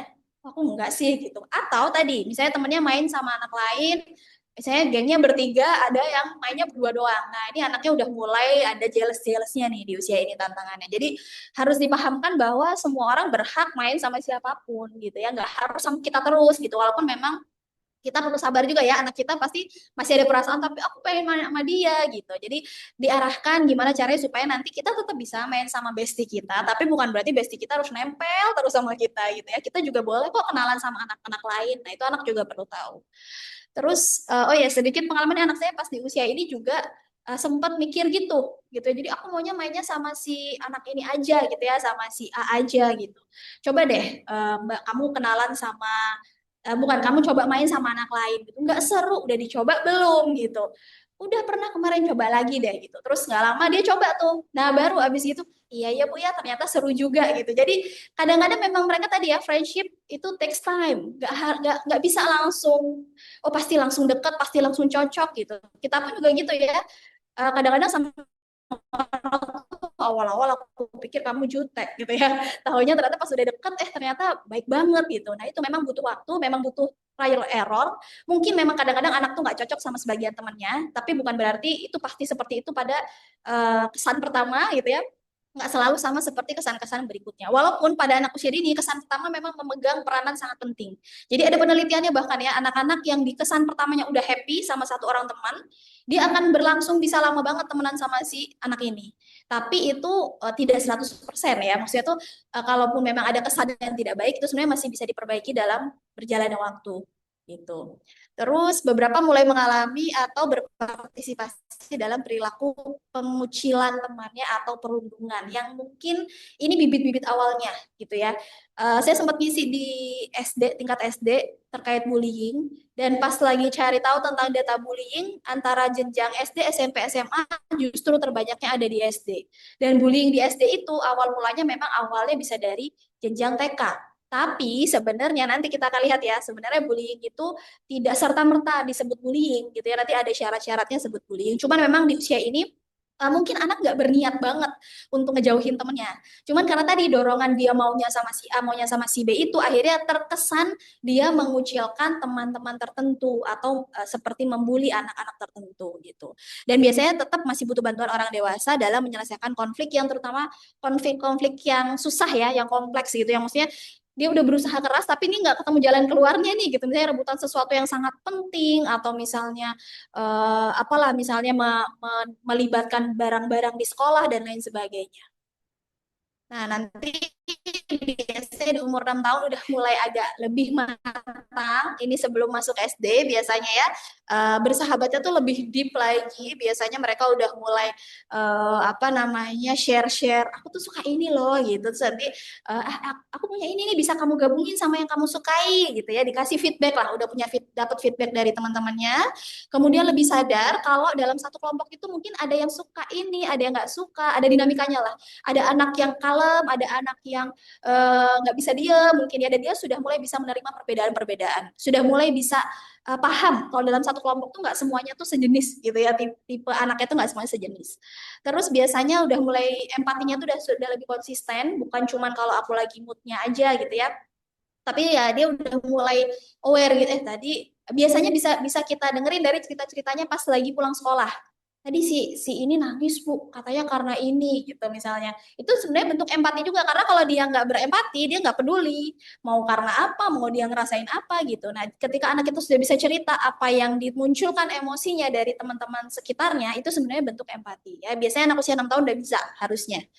Terus menggunakan keterampilan negosiasi yang lebih baik gitu ya. Jadi ya udah deh nanti kamu aku pinjemin besok deh gitu. Tapi hari ini aku dulu ya. Nah, itu jadi nego-negonya udah lebih pinter. Nah, tapi ini kan tugas perkembangan. Artinya kita harus bantu anak untuk mencapai kemampuan negosiasi yang baik. Nah, PR-nya di rumah nih. Biasanya trial error-nya di rumah bareng ibunya, nego-negonya yang alot gitu ya. Jadi supaya negonya pinter di luar, anaknya harus dilatih nego dengan baik di rumah bersama ibunya, yaitu bapak ibunya ya yang harus bersabar menghadapi fase nego-negonya anak usia 6 tahun. Terus lebih memahami konsep adil dan setara itu gimana. Walaupun ini masih berkembang terus ya. Jadi adil atau fairness itu di usia 6 tahun itu masih berkembang terus. Memang pemahamannya masih lebih kayak kita adil itu pasti sama. Nah, itu yang harus dibantu diluruskan. Adil itu bukan sama, tapi memang sesuai kebutuhan masing-masing. Kalau misalnya mau dikaitkan dengan akidah, mungkin kita bisa arahkan bahwa setiap orang tuh sudah punya rezeki masing-masing. Jadi misalnya nih kakak adik, si kakak dapat si adik dapat apa, nah itu kita bisa jelaskan kalau ya udah yang kamu dapat itu rezeki dari Allah seperti itu, beda sama adik. Tapi itu adalah adil gitu, tidak harus selalu sama. Nah, tantangannya apa? Persaingannya. Biasanya perbandingan-perbandingan di usia ini karena kan udah mulai usia-usia masuk-masuk yang akademis gitu ya, udah bisa baca, udah bisa tulis, udah bisa ngitung ini itu. Nah, lingkungan sosial yang tidak bisa kita kontrol ini nih yang biasanya membuat adanya perbandingan yang tidak kita harapkan. Misalnya, kok kamu belum bisa ini sih, itu udah bisa tuh. Yang tadinya dia nggak kesel sama si anak itu jadi kesel karena dibanding-bandingin sama orang lain tentang kemampuannya si temennya ini gitu. Terus mungkin muncul eksklusivitas. Jadi kelompok karena ini udah masuk ke geng tadi ya, bisa bisa ada eksklusivitas. Kamu nggak masuk geng kita, jadi kamu nggak boleh main sama kita. Itu tantangannya di situ di usia ini. Terus pemahaman tentang moral. Nah, tadi jadi sesama anak usia 6 tahun tadi bisa punya aturan yang berbeda dan ini bisa punya standar moral yang berbeda-beda juga. Jadi menurut si anak satu mungkin aku nggak terlalu bersalah, si anak dua merasa ini dia bersalah banget nih. Nah itu bisa menyebabkan adanya konflik. Dan tadi masih butuh tetap ya bantuan dari orang dewasa untuk membantu penyelesaian masalah-masalah yang lebih kompleks. Misalnya kalau misalnya terjadi apa namanya masalahnya itu dalam satu kelompok. Kalau cuma berdua mungkin lebih mudah, tapi kalau masalahnya terjadi dalam satu kelompok, gimana tuh gitu ya caranya? Terus menghadapi misalnya aku dibilang gendut, aku dibilang hitam, aku dibilang jelek sama teman aku. Nah, itu masih butuh bantuan dari orang dewasa, terutama orang tuanya ya. Nah, jadi kalau kita bahas tentang konflik itu ada beberapa jenis konflik-konflik dalam pertemanan. Yang pertama, research competition, intinya adalah rebutan sesuatu barang yang biasanya tersedianya itu terbatas. Nah, Masya Allah nih, kalau dengan metode Montessori kan sudah dilatih ya. Memang alat itu adanya satu ya udah gitu, pakainya bergantian gitu. Dan itu adalah salah satu cara menstimulasi taking turns ya, bagaimana anak itu bergiliran memakai sesuatu. Terus power and control conflicts. Jadi konflik yang muncul karena ada anak yang merasa lebih kuat atau lebih berhak dibandingkan anak lainnya. Itu mungkin muncul juga pada anak. Jadi kayak misalnya apa namanya? Ada ya bahkan di tingkat TK pun ada misalnya kan em, ibu aku kan lebih kaya, misalnya kayak gitu ya. Ibu aku kan lebih kaya daripada ibu kamu. Jadi aku boleh dong duduk di sini pilih di mana gitu. Itu bisa terjadi di tingkat TK gitu ya. Terus emosional konflik ya, di mana misalnya yang diserang itu adalah emosi. Jadi konflik-konflik misalnya ejek-ejekan gitu ya, saling mengejek itu juga mungkin terjadi dalam pertemanan di anak usia dini. Terus rule based conflict ya intinya adalah tadi eyel-eyelan aturan. Aturan si A sama aturan si B beda gitu. Akhirnya mereka berkonflik. Ini aturan mana nih yang benar? Dan ini biasanya butuh bantuan orang dewasa karena harus menengahi melihat yang memang sesuai moral, sesuai norma itu yang mana. Karena anak-anak kan pakai sudut pandangnya masing-masing tuh. Jadi harus ada wasitnya di tengah-tengah ya untuk melihat aturan mana yang memang seharusnya diterapkan. Terus social exclusion ini yang tadi kalau misalnya ada yang dikucilkan, nah itu konflik-konflik seperti itu anak yang merasa terkucilkan bisa jadi merasa tidak pantas berteman, akhirnya dia dikucilkan oleh satu kelompok tertentu malah jadi menarik diri dari semua satu kelas. Bisa jadi kayak gitu. Jadi bukan hanya menarik diri dari kelompok yang mengucilkan saja, tapi menarik diri dari satu kelas juga bisa karena dia jadinya terkonsep bahwa dirinya ini tidak pantas dijadikan teman oleh siapapun. Itu juga bisa kayak gitu. Terus misunderstanding ya salah pahaman lah ya gitu. Temennya mungkin nggak niat dorong gitu ya, tapi mungkin nggak sengaja kedorong atau mungkin biasanya kadang-kadang di anak usia dini itu ada beberapa kondisi khusus gitu ya, misalnya oh secara sensori motor ini memang butuh terapi dan lain-lain yang sebenarnya dia tidak berniat menyakiti jadi nggak sengaja gitu ya dia kedorong atau kepukul gitu. Nah itu terjadi konflik di situ. Nah ini biasanya juga sering ya apa namanya konflik-konflik yang terjadi bukan hanya sampai di level anaknya tapi bisa sampai ke orang tuanya. Apalagi kalau misalnya memang ada yang terserang fisik, nah itu seringkali menjadi konflik tersendiri bisa sampai terbawa ke orang tua. Tapi yang perlu dilihat adalah penyebabnya nanti apa intensinya apa nanti kita masuk ke slide berikutnya dan yang terakhir kompetitif ya intinya adalah ketika misalnya kayak tadi ya main berkompetisi sesuatu terus habis itu ada yang kalah ada yang menang dan itu bisa menghadirkan konflik tapi balik lagi konflik itu bukan sesuatu yang harus dihindari tapi adalah sesuatu yang harus dihadapi nah itu yang harus kita ajarkan ke anak kita kalau misalnya ada yang merebut mainan gimana kalau misalnya ada yang nyuruh-nyuruh kamu apa yang bisa kamu lakukan kalau ada yang mengejek kamu, membuat kamu sedih, membuat kamu marah, apa yang harus kamu lakukan? Kalau misalnya ada yang punya aturan berbeda di rumahnya, gitu. Misalnya kamu main ke rumahnya atau temenmu main ke sini, terus aturannya berbeda, gimana cara kamu menyampaikannya? Terus kalau misalnya ada yang bilang aku nggak mau temenan sama kamu gitu, kamu nggak boleh main sama kita kita. Apa yang bisa kamu katakan, apa yang bisa kamu lakukan? Nah itu yang perlu kita ajarkan. Terus misalnya ada teman-teman dengan kondisi yang berbeda ya tadi yang misalnya saya juga pernah ada di suatu sekolah ada anak memang sekolahnya inklusi gitu ya berkebutuhan khusus gabung sama yang anak reguler gitu dan itu kodarullahnya ada yang terkena balok karena dilempar oleh salah satu anak yang berkebutuhan khusus gitu. Nah itu kan PR-nya bagi orang tua dan guru adalah menjelaskan ke anak ini bahwa ini teman kamu ini nggak benci sama kamu loh gitu temen kamu ini melakukan itu bukan dengan menyakiti alhamdulillah sekarang udah banyak buku-buku cerita yang membahas tentang kondisi-kondisi khusus gitu bukan hanya kondisi khusus secara fisik seperti misalnya teman tuli atau misalnya secara fisik dari kaki tangan dan lainnya tapi secara mental pun sudah banyak gitu buku-buku yang membahas tentang berbeda di bagian mental itu bisa munculnya tuh perilakunya seperti apa gitu. Terus kompetitif, dan ini bagaimana tadi kita bisa mengajarkan anak bukan menghindari permainan yang ada kalah menangnya, tapi justru melatih supaya dia bisa menghadapi kekalahan itu gimana sih caranya. Nah, pertanyaannya ketika kita bilang bullying, itu bisa nggak sih terjadi pada pertemanan anak usia dini? Menurut Bunda atau Ayah, kalau tahap sampai bullying itu apakah bisa muncul di sekolah TK? Bisa, ya betul, bisa jawabannya. Memang bisa, tapi balik lagi, sampai di tahap mana kita bisa mentolerir sesuatu itu disebut bullying atau bukan, kita perlu tahu konsep bullying itu sendiri. Jadi bullying itu ada beberapa syarat.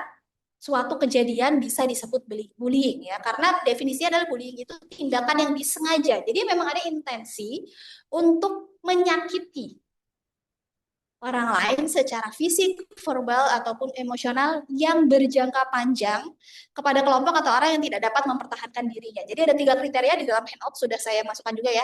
Jadi tindakannya ini memang disengaja, pelaku kita bilang ya, pelaku ini memang bertujuan untuk menyakiti. Jadi kayak tadi misalnya anaknya berkebutuhan khusus atau memang ternyata butuh terapi sensori motornya itu bermasalah, dia tidak menyengaja untuk menyakiti temannya, sudah gugur satu syarat ini ya. Sebenarnya maksudnya itu udah nggak bisa dibilang bullying. Karena kalau kita mau bilang anak saya dibully sama si A ini harus memang punya intensi untuk mukul, nyakitin temennya atau mengejek atau menyerang secara emosional. Memang sudah berniat. Nah, itu baru yang syarat pertama. Yang kedua, berjangka panjang. Artinya bisa dibilang bullying kalau terjadi berulang-ulang kepada anak itu terus. Si A sama si B. Si A tuh ngejekin si B terus gitu ya. Ngejekin si B terus atau mukulin atau nyerang si B terus. Nah, itu bisa menjadi syarat kedua sesuatu kondisi disebut bullying. Nah, yang ketiga ini yang penting. Bullying itu bukan berantem biasa. Bullying itu ada yang kuat dan ada yang lemah.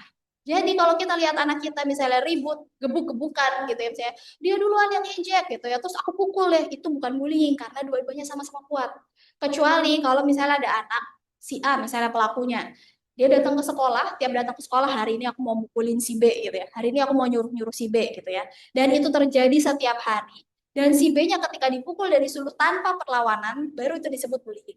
Kalau si B-nya masih ribut, nggak mau balik pukul, itu namanya berantem, bukan bullying gitu ya. Jadi bedakan berantem biasa sama bullying gitu. Jadi karena ini sebenarnya istilah yang sudah eh, banyak dipakai, yang mungkin dulu nggak banyak dipakai ya, dulu nggak terlalu familiar dengan istilah bullying. Sekarang karena mungkin yang korban-korban bullying ini sudah speak up juga, jadi yang lain tuh berjaga. Nah, orang tua jadi khawatir kan kalau anaknya menjadi korban bullying. Tapi konsekuensinya adalah jadinya overuse ya, kalau kita bilang ya. Istilahnya itu anaknya bukan dibully, anaknya sama-sama nyerang juga gitu ya. Itu namanya bukan dibully. Kalau dia sudah bisa melakukan pertahanan diri, sebenarnya tidak masuk konteks bullying. Jadi bullying itu harus ada yang satunya itu lemah, yang satunya kuat, dan dia bertujuan dan melakukan terus-menerus kepada anak ini gitu. Nah, bentuk bullying bisa macam-macam. Bisa fisikal, menyakiti fisik ini jelas ya, kita udah tahu. Verbal gitu ya dengan kata-kata, ejekan. Biasanya kalau verbal ini kita secara fisik misalnya rambut keriting gitu-gitulah ya. Tapi balik lagi kalau misalnya anaknya nggak apa-apa rambutku keriting orang ini ciptaan Allah juga selesai itu sudah bukan bullying lagi gitu ya. Itu memang anaknya iseng aja ngeledekin gitu ya, tapi anaknya punya self defense yang kuat, berarti dia bukan korban bullying insya Allah ya. Terus relation aggression. Nah, ini yang paling sering biasanya tuh di anak SD, tapi memang biasanya ada bibit-bibit di usia TKB terutama, ketika dia merasa lebih kuat dibandingkan anak lain, apalagi kalau ada anak yang mudah disuruh-suruh gitu ya, mudah disuruh-suruh misalnya, coba deh kamu ini gitu, kamu kalau nggak mau kayak gini aku nggak mau temenan sama kamu lagi ya. Nah tadi kan ada ya bergaining seperti itu. Nah kalau ada kecenderungan gitu, kalau kamu nggak mau nurutin aku kayak gini, aku nggak mau temenan sama kamu, atau nanti aku bilang sama teman-teman sekelas biar nggak temenan sama kamu, itu udah masuk relation aggression jika orang yang disuruh-suruh itu tidak bisa membela dirinya. Jadi kalau misalnya orang yang disuruh-suruh itu nggak mau, udah selesai. Insya Allah case-nya bukan case bullying. Terus cyberbullying ya, ini untuk anak-anak yang udah lebih besar yang udah pakai gadget biasanya ya, membuli dari gadget, sexual bullying, ini juga kalau sudah mulai masuk ranah-ranah seksual, ini juga bisa terjadi bukan hanya dari teman sebaya, bisa terjadi dari orang dewasa juga ataupun orang terdekat, atau mungkin kebalik ya, bukan hanya dilakukan oleh orang dewasa, tapi bisa dilakukan oleh teman sebaya juga, gitu ya. Seksual bullying ini mungkin nggak langsung yang parah banget, tapi bisa juga ada beberapa kondisi, misalnya, coba kamu buka deh celana kamu, aku pengen lihat celana dalam kamu, gitu, maaf ya. Tapi ini sangat mungkin terjadi seperti ini, gitu ya. Jadi anaknya nuansanya bukan nuansa sexual bullying, tapi apa yang diminta itu arahnya sudah ke sana gitu. Itu juga bisa. Jadi perlu kita aware juga tentang hal ini. Kalau prejudicial itu lebih kepada yang sara biasanya ya. Jadi misalnya misalnya cara ngomongnya gitu ya atau dialeknya. Nah, itu di apa namanya dijadikan bahan ledekan itu bisa menjadi bahan bullying juga untuk pelaku-pelaku bullying.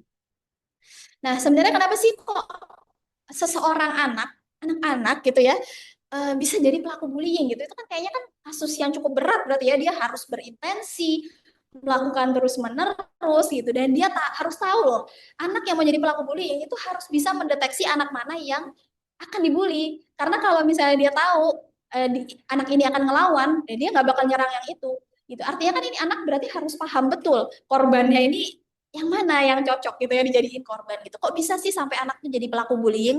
Penyebabnya bisa macam-macam. Yang pertama memang banyak melihat interaksi sosial seperti itu di lingkungannya.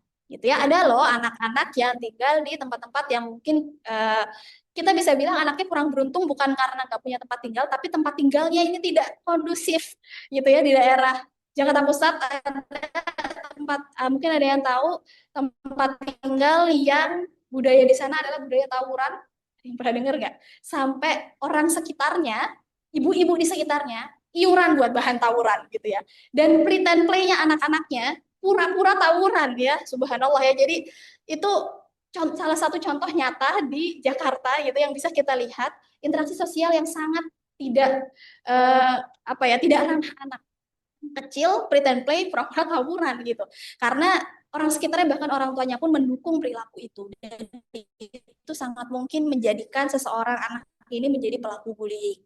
Terus kebutuhan sosio-emosional anak, nah ini juga penting ya, terkait perhatian di rumah terlewat oleh orang tuanya. Itu juga menjadi salah satu faktor yang cukup banyak ditemukan pada anak-anak yang melakukan bullying gitu. Karena kalau di rumah perhatiannya nggak cukup, dia minta perhatian dari orang di luar sana.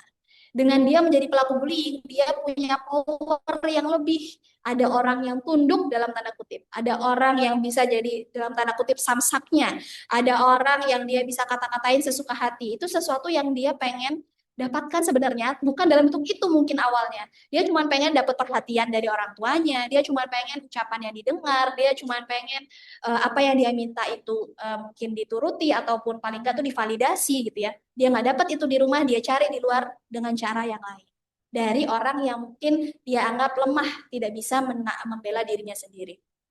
Terus anak tidak dilatih untuk mengenal dan meregulasi emosinya. Jadi dia mau marah kayak gimana pun dia lampiaskan kepada orang-orang sekitarnya. Tidak ada aturan atau batasan yang jelas di lingkungannya, baik di lingkungan rumahnya maupun di lingkungan sekolahnya. Karena ada beberapa sekolah yang ketika ada anak yang lapor saya diginiin sama teman si A sama si B, gurunya menganggap itu ya bercanda aja gitu ya, tidak dianggap serius lah istilahnya gitu. Padahal mungkin laporannya sudah terjadi beberapa kali.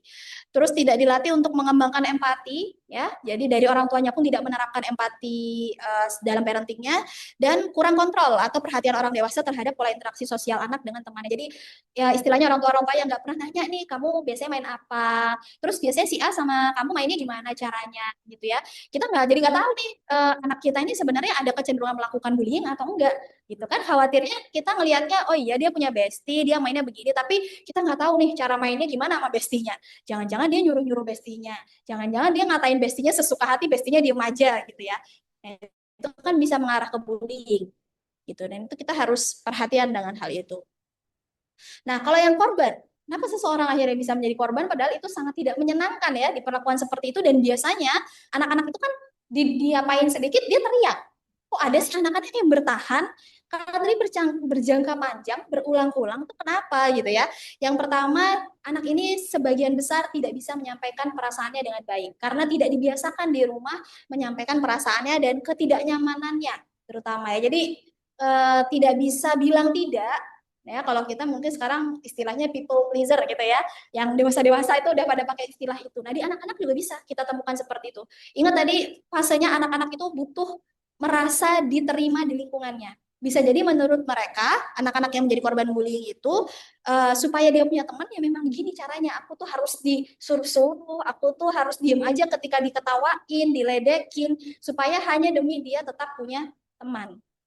Terus anak tidak memiliki sosok yang aman dan dapat dipercaya untuk bisa mendengar ceritanya. Ini juga sangat penting, makanya kenapa kita harus open dengan cerita anak, walaupun mungkin kita kayak kaget gitu ya, kok gituin gitu ya, tapi kita juga tetap harus netral dan tetap mau mendengar gitu ya, karena ketika kita bereaksi berlebihan khawatirnya anak juga takut mau cerita, misalnya aduh tapi nanti kalau misalnya lapor sama guru gimana ya, nanti dia guru iniin teman aku gitu. Jadi kayak tadi ya, kita ingat ada fase di mana anak tuh seperti melindungi temannya karena dia menganggap nanti kalau aku lapor aku jadi nggak punya temen nih gitu. Jadi kita juga harus tenang ketika misalnya qadarullah ada cerita dari anak yang kita mungkin nggak terima ya anak kita digituin gitu, tapi kita tetap harus tenang melihat dengan objektif juga. Terus anak belum diberi pemahaman konsep batasan yang jelas, batasan dari fisiknya, batasan ucapan terhadap orang lain.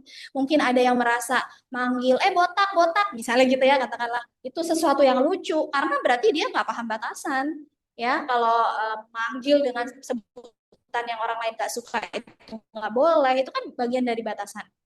Itu anak harus paham. Terus konsep diri, nah ini yang seringkali terlewat.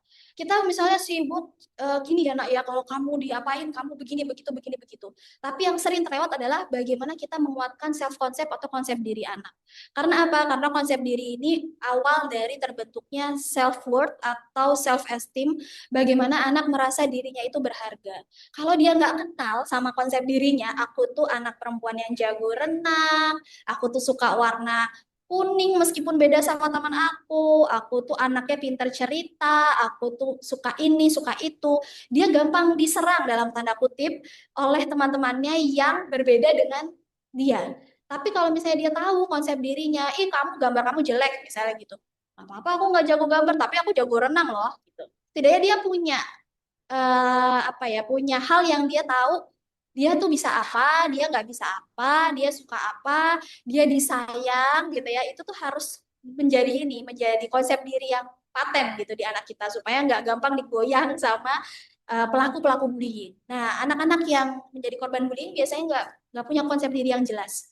Jadi misalnya dibilang, ah kamu misalnya saya kata-kata kasar lah ya misalnya ke dia gitu ya, dia yang ditujukan pada dia, dia terima aja, dia telan aja, bahkan itu menjadi konsep diri yang baru bagi dia. Oh iya aku orang yang seperti itu, oh iya aku anak yang nggak mau, yang nggak bakal punya teman kalau bukan dia teman aku gitu. Itu karena konsep dirinya tidak jelas. Nah bagaimana konsep diri ini bisa jelas? Orang tua di rumah yang membantu membentuk konsep dirinya.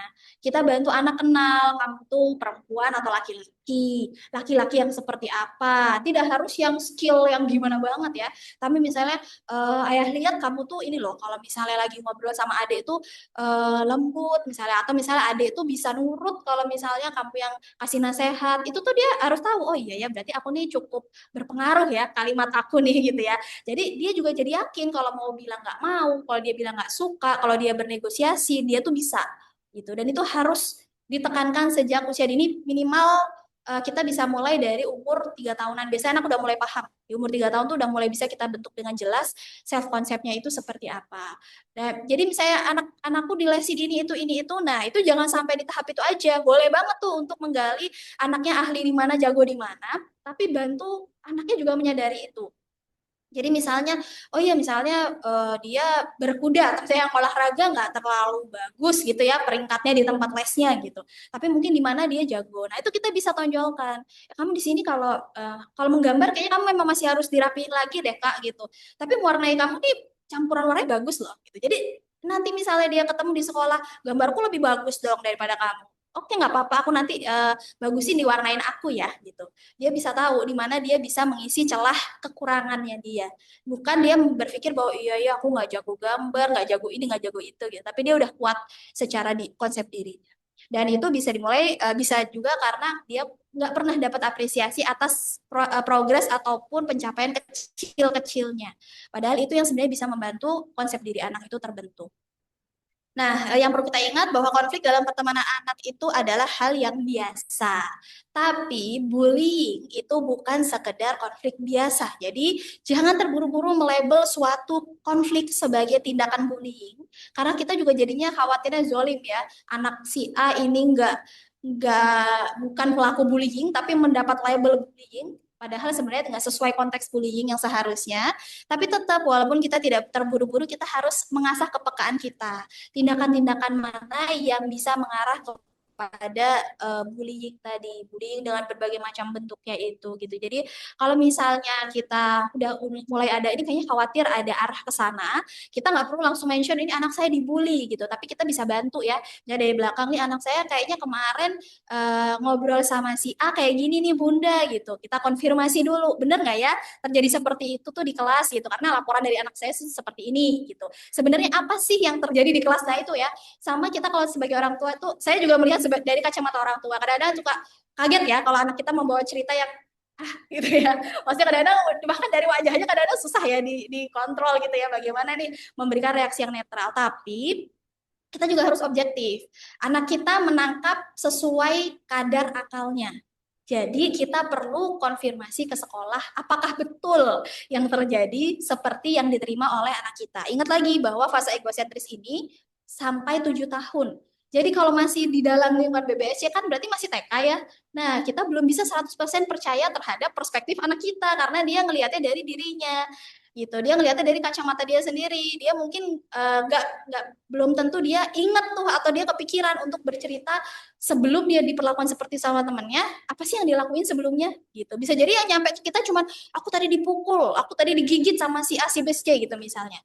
Nah, sebelumnya dia ngapain emangnya gitu ya? Apakah ada konflik yang terjadi sebelumnya sampai terjadi agresivitas itu gitu ya? Terus kayak kemarin-kemarin gimana? Gitu. Jadi kalau saya pribadi kadang-kadang suka mengumpulkan data dulu gitu ya. Oh hari ini apa namanya misalnya ada kejadian ini berulang nggak di besoknya? Berulang nggak di besoknya lagi? Nanti kalau misalnya oh ini kayaknya udah berkali-kali ini terjadi seperti ini, baru saya biasanya akan cerita ke bunda guru gitu. Itu kalau pilihan saya seperti itu karena saya pribadi nggak mau terburu-buru anak saya diperlakukan buruk oleh temannya gitu ya. Karena kan ya temannya juga anak usia dini juga ya gitu. Jadi maksudnya secara naluri itu sebenarnya tidak ada harusnya tidak ada intensi untuk menyakiti temannya. Cuman tadi beberapa keterbatasannya itu yang mungkin munculnya perilakunya jadinya seperti itu menyakiti atau mengejek atau mungkin merugikan bisa jadi anak kita yang kena gitu. Nah, supaya itu semua bisa terhindar atau misalnya ketika ada konflik anak-anak bisa lebih cerdas menghadapinya, tepat menghadapinya, ada beberapa skill sosioemosional yang perlu kita bangun, kita bantu. Yang pertama empatinya, empati. Jadi ada kalau dalam moral itu kita bisa bahas tuh ada 7 virtue atau 7 nilai sebenarnya, tapi yang pada anak usia dini paling kelihatan duluan itu ada 3. Empati, self control, sama conscience. Conscience itu hati nurani. Nah, 3 hal ini tidak terpisahkan. Jadi nggak bisa satu berdiri, yang lainnya diabaikan. Ini harus berjalan bersamaan. Empati artinya kita latih anak untuk merasakan bagaimana menjadi orang lain. Kita gimana caranya kita bantu anak kita kalau kamu melakukan ini, orang lain tuh bisa ngerasa apa? Bukan cuma secara fisik. Kalau kamu pukul adik kamu sakit fisiknya. Bukan cuma sampai situ, tapi bisa jadi adik kamu tuh sedih atau marah juga ya tiba-tiba dipukul gitu. Bahkan kita bisa gunakan dari permainan-permainan ya. Misalnya kita buka buku atau kita nonton video bareng tapi di mute. Jadi lihat aja ekspresi wajah tokohnya. Menurut kamu ini emosi apa sih yang muncul? Itu udah stimulasi empati. Jadi empati itu bagaimana dia mendeteksi emosi yang dirasakan oleh orang lain. Self control ini penting banget. Kontrol diri anak untuk menahan diri dari hal-hal yang tidak baik. Jadi berangkatnya juga dari moral. Dari bagaimana kita memberi batasan-batasan yang jelas. Dan conscience. Conscience itu hati nurani. Artinya harus paham mana yang baik, mana yang buruk. Makanya ini 3 hal ini nggak bisa dipisahkan nih. Kalau dia bisa memisahkan antara baik buruk, insya Allah dia bisa menahan diri. Dia menahan diri juga karena apa? Karena dia punya empati. Dia nggak melakukan hal yang buruk karena dia khawatir nanti orang lain dirugikan atas perilakunya dia. Gitu. Dan juga ada regulasi emosi. Regulasi emosi ini ya memang panjang karena skill kematangan emosi itu bahkan pada orang dewasa pun ibu-ibu bapak-bapaknya ini juga masih berlatih gitu ya. Cuman mau nggak mau ya, memang itu bagian dari tanggung jawab kita untuk yang namanya co-regulation. Jadi co-regulation itu kita mendampingi anak kita untuk meregulasi emosi. Nah, menariknya ketika kita mau melakukan co-regulation, istilahnya kalau anak kita pakai air mineral 300 mili, kita tuh udah harus pakai air mineral 600 mili. Jadi kita harus 2 kali lipat regulasinya lebih baik daripada anak kita. Bukan berarti harus udah matang ya, tapi kita sudah berusaha untuk lebih maju di depan anak-anak kita. Itu secara regulasi emosinya supaya kita bisa melakukan koregulasi dengan baik. Nah, jangan sampai terbalik gitu ya. Jangan sampai akhirnya anak kita yang jadi regulation ke kita gitu ya. Kitanya apa dibantu meregulasi emosi oleh anak kita, tapi sebisa mungkin kita yang membantu anak meregulasi emosinya. Nah, sisanya adalah kemampuan skill-skill sosial seperti komunikasi. Berarti kan arahnya ke kemampuan berbahasa, berbicara yang baik itu seperti apa, menolak yang baik seperti apa. Nah, itu masuk ke komunikasi. Negosiasi, negosiasi juga. Jadi kadang-kadang ada anak-anak yang udah mulai muncul negosiasinya di rumah, ibunya gatel nih, aduh kok ngeyel banget sih gitu ya di umur ini gitu. Atau misalnya ada lagi konflik sama adiknya, nggak kelar-kelar konfliknya, kebanyakan nego-negonya gitu. Udah kamu dulu, nanti aku ini ya itu nggak kelar-kelar gitu. Nah itu sebenarnya perlu kita kasih ruang dan waktu untuk mereka mencoba skill nego-nego ini gitu ya dan kompromi. Terus perspektif taking, jadi kita ajak untuk di berbagai kesempatan kita ajak anak untuk melihat sudut pandang dari orang lain itu gimana ya kalau misalnya paling kelihatan biasanya tuh kalau jarak usianya jauh kakak adiknya atau beda gender. Ya, kalau di anak saya misalnya nih adiknya yang perempuan itu perempuan banget hatinya gitu ya. Jadi kalau misalnya aku tuh nggak suka kalau misalnya abang tuh main sama ini gitu ya main sama temennya terus aku tuh nggak diajak. Tapi abangnya udah lebih gede dan cowok males diikuti sama adik perempuannya. Abangnya walaupun punya hak untuk main sendiri, kita tetap harus kasih tahu kalau adik kamu tuh kalau nggak diajak tuh ngerasa gini loh gitu. Karena kalau nggak gitu belum tentu tahu loh kayak gitu. Jadi anak saya yang laki-laki pun kayak emangnya kenapa sih bu kalau nggak diajak gitu karena dia merasa ya udah kalau nggak diajak main sendiri aja gitu itu karena memang perspektifnya masih dirinya sendiri jadi beneran nggak paham bukan nggak mau tahu perasaan orang lain tapi memang kadang kita harus mention perasaan orang lain tuh seperti apa sih gitu terus setting boundaries ya tadi jadi boundaries atau batasan tuh harus jelas sebagai aturan-aturan yang dipegang oleh. Nah, ini peran orang tua tadi sebagian besar sebenarnya udah saya mention juga ya. Jadi kasih anak kesempatan untuk belajar main berkelompok, kasih contoh dan ajarkan berempati itu seperti apa. Terus kalau konflik, nah ini yang menarik juga ya. Jadi jangan sampai kita buru-buru melepas anak menyelesaikan konflik sendiri padahal belum dikasih bekal apa-apa.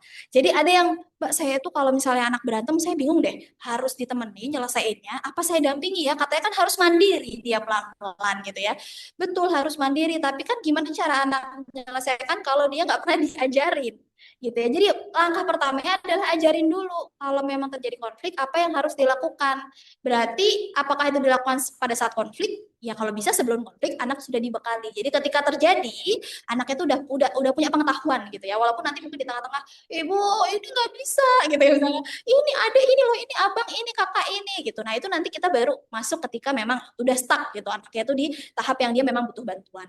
Terus apresiasi kalau ada interaksi positif gitu ya. Masya Allah, abang sama adik hari ini mainnya ini deh rukun, terus habis itu mau berbagi. Nah itu jangan dianggap sebagai lah kan emang gitu seharusnya gitu ya. Mungkin kita ada bawaan seperti itu, lalu itu adalah sesuatu yang harus diapresiasi.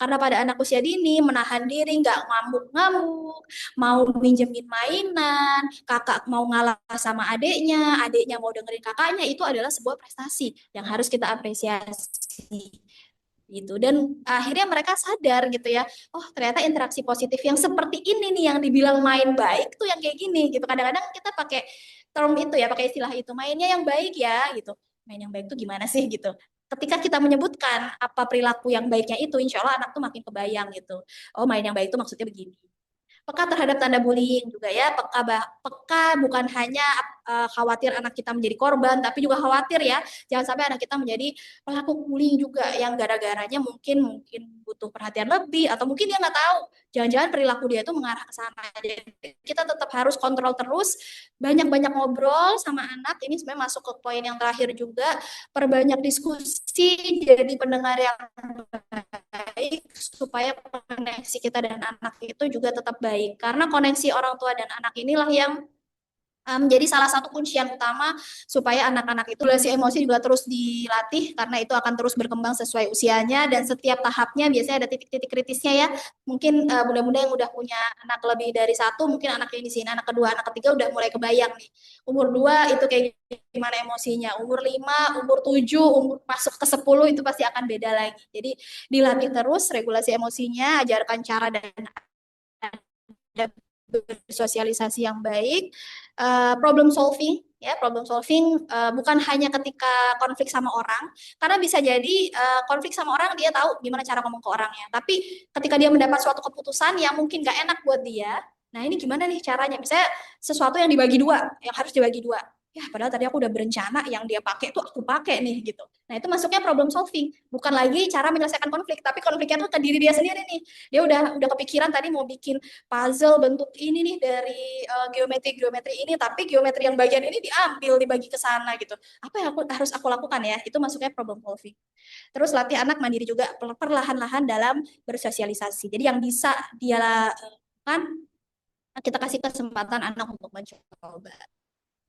dan kita ingat ini terakhir, insya Allah ya, being a good friend is a lifelong skill. Jadi nggak bisa kita cuma kasih pembekalan sekali, 2 kali, sudah kamu dan mandiri di lingkungan sosial, nanti anak pastinya akan berhubungan dengan banyak orang lain di lingkungan sekitarnya yang mungkin berganti-ganti, kisahnya juga berganti-ganti. Mungkin ada anak yang di sekolahnya awalnya susah berteman, terus habis itu udah punya teman baik, nanti pas SD harus berpisah, nah menjadi drama baru gitu ya, harus berpisah sama teman baiknya, ketemu lagi sama teman baru, ternyata pas teman barunya ini dia ada sesuatu yang menyakiti hatinya, gitu ya ada juga konflik-konflik ini tadi segeng bertiga gitu aku nggak mau pisah sama si geng ini gitu ya aku udah paling cocok sesuatu yang nggak baik kita udah ngeliat nih kayaknya pengaruhnya nggak terlalu bagus nih gitu ya terus tapi dia pengennya main itu terus nah itu gimana tuh gitu ya jadi itu akan terus berkembang berteman dengan sehat itu ya mungkin baru akan matang ketika masuk ke mature friendship tadi. Ketika anak sudah paham batasan-batasan, anak sudah bisa menerima sahabatnya seperti apa dan dia pun juga sudah bisa diterima dengan baik oleh teman-temannya. Gitu. Mungkin itu dulu pemaparan dari materi hari ini. Silahkan kalau ada yang mau diberi tanggapan ataupun ditanyakan.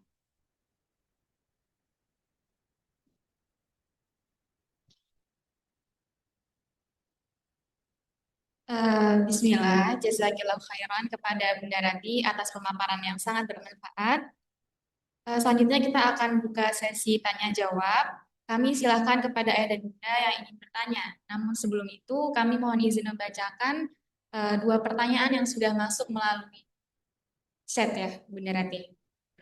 Yang pertama, apabila terdapat beberapa milestone perkembangan yang seharusnya muncul di usia yang lebih lanjut, namun sudah terlihat lebih awal di usia sebelumnya, apakah hal tersebut akan mempengaruhi tahapan perkembangan berikutnya? Dan apakah pendekatan atau penanganannya jika terjadi konflik atau tantangan akan berbeda? Lalu pertanyaan selanjutnya, jika ada tanda-tanda bullying di kelas usia besar, di kelas usia dini yang lebih besar ya, anak yang melakukannya sudah dicoba beberapa kali dinasihati, tapi tetap diulangi lagi dan lagi.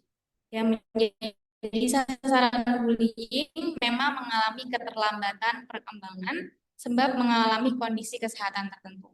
Sehingga tidak memiliki pertahanan. Kita menceritakan kondisi kekurangan anak tersebut kepada pelaku, atau malah ada kemungkinan pelaku merasa semakin kuat dengan dia mengetahui kekurangan anak tersebut. Mungkin itu saja. Kami silahkan kepada Bunda Ranti. Bismillah, izin menjawab ya pertanyaannya, Masya Allah. Untuk yang pertama, yang anaknya sudah berkembang lebih cepat dari usia sebelumnya ya. Lebih cepat dari usia sebelumnya. Nah ini harus dilihat dulu, bagian perkembangan mana yang lebih cepat. Karena kalau kita bicara tentang aspek perkembangan, itu tidak berdiri sendiri, itu pasti akan berkaitan dengan aspek-aspek perkembangan lainnya. Misalnya ada anak yang bahasanya lebih cepat dulu gitu ya, tapi ternyata sosio-emosionalnya belum secepat itu. Itu bisa jadi terjadi seperti itu juga. Jadi harus dilihat dulu nih, apakah memang secara keseluruhan keseluruhan aspek perkembangannya sudah lebih cepat dibandingkan usia yang seharusnya. Kalau iya, artinya ketika kematangan perkembangannya itu sudah lebih cepat, insya Allah kita bisa pakai cara yang satu langkah lebih maju. Gitu. Jadi harus dilihat secara keseluruhan. Yang lebih cepat yang mana, aspek perkembangannya, yang masih butuh, yang kira-kira masih rata-rata yang mana. Gitu. Jadi apakah penanganannya akan berbeda? Bisa jadi berbeda, bisa jadi enggak juga. Bisa jadi kita samakan dengan yang seusianya. Dan itu gimana sih kok bisa terjadi seperti itu? Ada anak yang lebih cepat perkembangannya. Bisa jadi karena stimulasi. Biasanya ya paling banyaknya karena stimulasi. Misalnya kayak oh anak kedua, contohnya anak kedua, anak ketiga lebih cepat secara sosial emosionalnya untuk berteman dibandingkan anak pertama karena dia udah terbiasa main sama saudaranya gitu. Atau misalnya bukan bukan stimulasi itu bukan sesuatu yang harus kita kasih secara sengaja ya. Bisa jadi juga yang terjadi di lingkungan sekitar tanpa disengaja. Misalnya anak-anak di zaman COVID, nah agak sulit ketika mau bersosialisasi. Itu kan bukan kita yang nggak ngasih sosialisasi, tapi memang kondisi membentuk anak ini untuk seperti itu gitu ya. Jadi stimulasi itu bisa terjadi seperti itu. Jadi nanti kenapa kok bisa seperti ini? Kita harus lihat juga bagaimana stimulasi yang kita berikan selama ini yang memang sengaja kita berikan apakah memang itu mendukung anak ini jadi lebih cepat matang gitu ya secara kemampuan sosio emosionalnya ataukah misalnya ada kondisi lain misalnya ya maaf misalnya ada orang tua yang berpisah nah itu kadang suka dibilang nih, anaknya dewasa karena keadaan itu juga bisa membentuk anak misalnya kelihatannya kayak lebih dewasa ya daripada anak lainnya yang belum yang seumuran sama dia itu bisa juga karena itu. Nah nanti penanganannya akan bisa berbeda tergantung kondisi si anak. Jadi nggak bisa dipukul rata nih, nggak bisa disamain. Kalau misalnya kita ngomongin treatment terhadap satu kondisi, harus melihat setiap individu anaknya ini kondisinya seperti apa, aspek perkembangan secara keseluruhan seperti apa, bisa menggunakan pendekatan seperti apa. Itu harus kita telaah. Jadi nggak bisa kita, oh si A tuh caranya begini, ini pasti sama nih efeknya seperti ini, nggak bisa. Kalau mau dicoba boleh gitu ya, tapi tidak selalu hasilnya sama. Gitu. Dan untuk pertanyaan kedua terkait korban dan pelaku.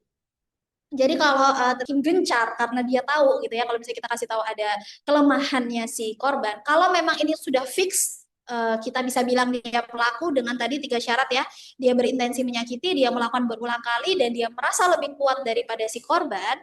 Betul, itu kalau misalnya kita paparkan dengan cara yang salah, maksudnya kita bilang si teman kamu yang ini tuh nggak bisa melawan karena fisiknya sakit dan segala macam, itu justru bisa jadi akan memperkuat semangat dia untuk tadi, karena dia berintensi nih, dia punya tujuan untuk memang menyakiti secara fisik ataupun psikis gitu. Jadi caranya adalah pertama kita harus tahu dulu ada masalah apa pelakunya gitu. Maksudnya apa yang membuat pelaku ini pada akhirnya melakukan bullying. Itu yang pertama harus kita ketahui dulu kalau kita mau intervensinya tuh ke pelaku gitu ya. Ke korban sih biasanya kita memang sudah istilahnya insya Allah pasti akan melindungi korban gitu ya. Maksudnya gimana caranya supaya kita membantu korban ini mungkin ya dengan cara membatasi interaksi antara pelaku dan korban. Misalnya katakanlah pisah kelas gitu ya. Atau mungkin beberapa orang tua memilih untuk udah pindah sekolah aja deh. Si pelaku ini tuh kenapa dia melakukan bullying? Gitu. Kenapa? Terus karena sebenarnya kalaupun bukan menyasar si anak yang berkebutuhan khusus ini, misalnya katakanlah anak yang berkebutuhan khusus ini pindah sekolah. Pelaku ini kalau nggak di-treat dengan baik, bahkan mungkin beberapa perlu pendampingan psikolog ya, untuk akhirnya mendampingi pelaku supaya tidak mengulang kembali. Kan kalau misalnya dia sudah berintensi, kalau dia kehilangan korban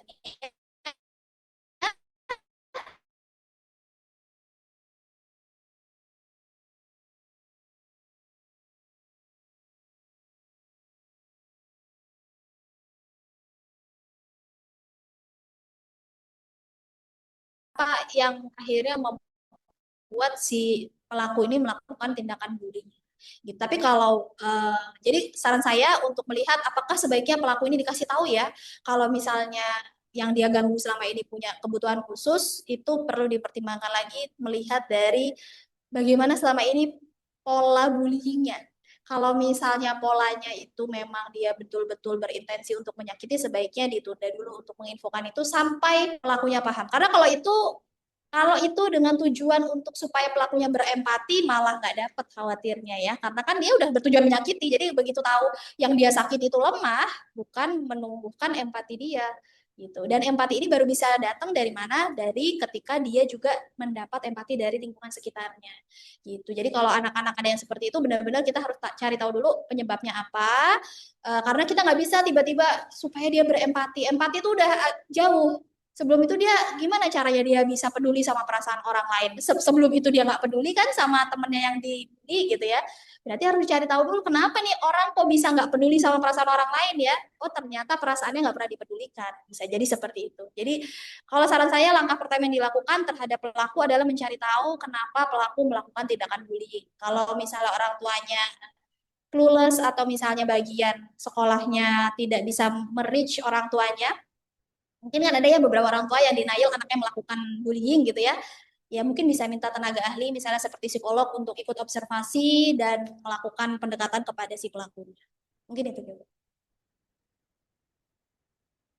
Masya Allah, jazakallah khairan, barakallahu fiik, Bunda Rati atas jawabannya. Semoga bagi yang bertanya bisa menerapkan jawaban tersebut dan lebih memahami. Adapun Bunda-bunda atau ayah di sini tadi ada yang ingin bertanya? Boleh.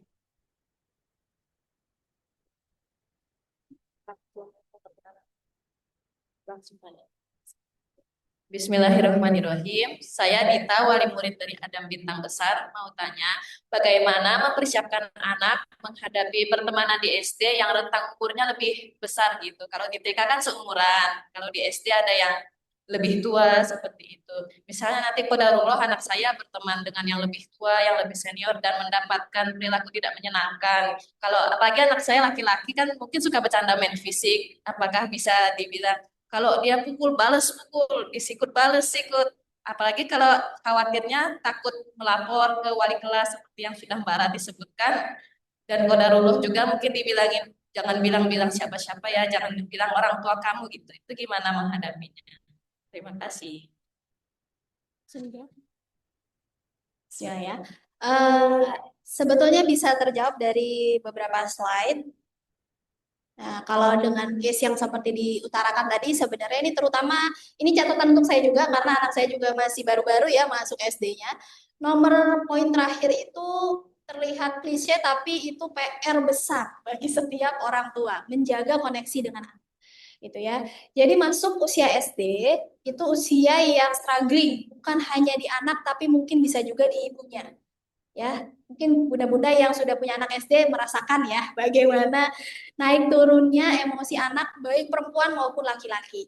Nah, koneksi yang tadinya udah bagus di TK itu bisa amburadul ya ketika kita masuk ke SD karena perpindahan tahap emosi anak.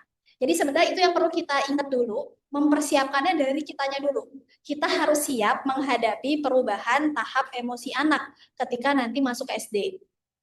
Kenapa? Karena dengan kasus yang disebutkan, misalnya temenan sama kakak-kakak kelas, pengaruhnya mungkin kakak kelasnya udah main ke sana kemari, nonton ini itu, main game ini itu, dia ngajakin adik kelasnya, atau mungkin paling parahnya malakin adik kelasnya kayak gitu. Nah, pertama yang harus menjadi bekal oleh anak adalah dia harus yakin bahwa itu tidak baik dan dia boleh bercerita tentang itu dan dia punya tempat yang aman untuk itu. Kalau nggak bisa dia dapatkan di sekolah, minimal banget dia bisa dapatkan di rumah. Jadi yang menjadi bahaya sampai bisa terjadi bullying yang bertahun-tahun itu karena nggak ketahuan oleh orang tuanya atau anaknya cerita ke orang tua tapi tidak mendapatkan respon yang baik dari orang tua terhadap kasus bullyingnya itu gitu karena sebenarnya kan kalau misalnya orang tuanya udah tahu ngekatnya lebih cepat ya karena kan kita udah bisa informasi ke guru kalau orang tuanya udah lapor kan biasanya lebih ini udah serius nih masalahnya gitu ya jadi yang pertama adalah untuk yang menjadi bekalnya itu kita jaga koneksi dengan kita mempersiapkan dengan belajar juga ini nanti masuk SD itu anak tuh apa ya yang mungkin berubah pola komunikasinya kah kecenderungan dia main sama teman kah frekuensi dia cerita sama orang tuanya berkurang atau enggak nah biasanya polanya seperti itu. Anak udah mulai berkurang yang dulu kalau misalnya pulang sekolah cerita A sampai Z ini mungkin sampai J doang ya. Ke belakang udah nggak diceritain. Nah, gimana caranya kita jaga supaya chat polanya itu tetap sama walaupun dengan emosi yang berbeda. Ya, dengan pola emosi yang berbeda dia tetap punya kebiasaan yang sama, tetap mau cerita sama ibunya dan itu boleh kok kita apa ya, kita briefing gitu ya ke anak ya. Misalnya kayak dari sekarang kita bilang kalau mungkin nanti kamu bisa jadi ada teman kamu yang ngajakin main rahasia-rahasiaan gitu ya. Mungkin ada teman kamu yang ngajakin hal-hal baru yang oh ini kayaknya seru banget ya, nggak pernah dikenalin sama mama, nggak pernah dikenalin sama Umi gitu ya. Nah, tapi yang menjaga kamu itu salah, yang saya pernah lihat nih di postingan sosial media, menurut saya ini bagus ya prinsipnya.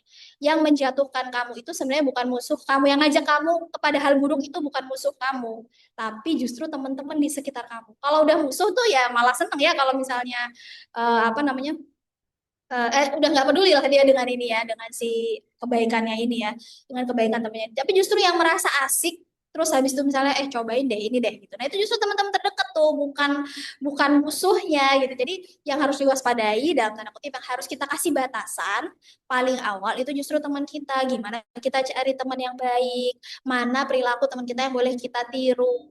Terus habis itu kalau ada apa-apa tetap cerita sama Umi dan gimana cara anak akhirnya mau tetap terbuka ya kita harus bisa merespon dengan baik juga gitu. Anak itu nggak serta merta aku aman nih cerita sama orang tua aku gitu, tapi dia akan melihat polanya. Oh kalau aku cerita kayak gini responnya kayak gini. Oh kalau aku cerita kayak gini aku dapat ketenangan nih gitu. Nah dengan itu insya Allah itu akan menjaga. Makanya kan ada ya anak-anak yang sampai remaja itu masih bestian sama ibunya, sama ayahnya. Itu karena nyaman, dia aman, merasa kalau aku ceritain itu aku nggak ditekan, aku nggak dijudge, nggak yang malah dimarahin gimana sih kok kamu bisa dipukulin gitu. Ih, Kak, lemah tuh kalau kamu dipukulin. Nah, itu justru khawatir, takutnya anaknya nanti ya nanti kalau aku cerita kalau aku disakitin lagi aku lemah lagi nggak sesuai sama harapan orang tua aku malah kayak gitu ya. Tapi kita tetap menerima, menggali dengan sebisa mungkin tanpa menghakimi anak apa yang sebenarnya terjadi gitu. Dan tadi dibekali batasan, batasan diri gitu. Kalau kadang-kadang anak itu nggak tahu loh kalau yang dia terima itu sesuatu yang nggak boleh dilakukan.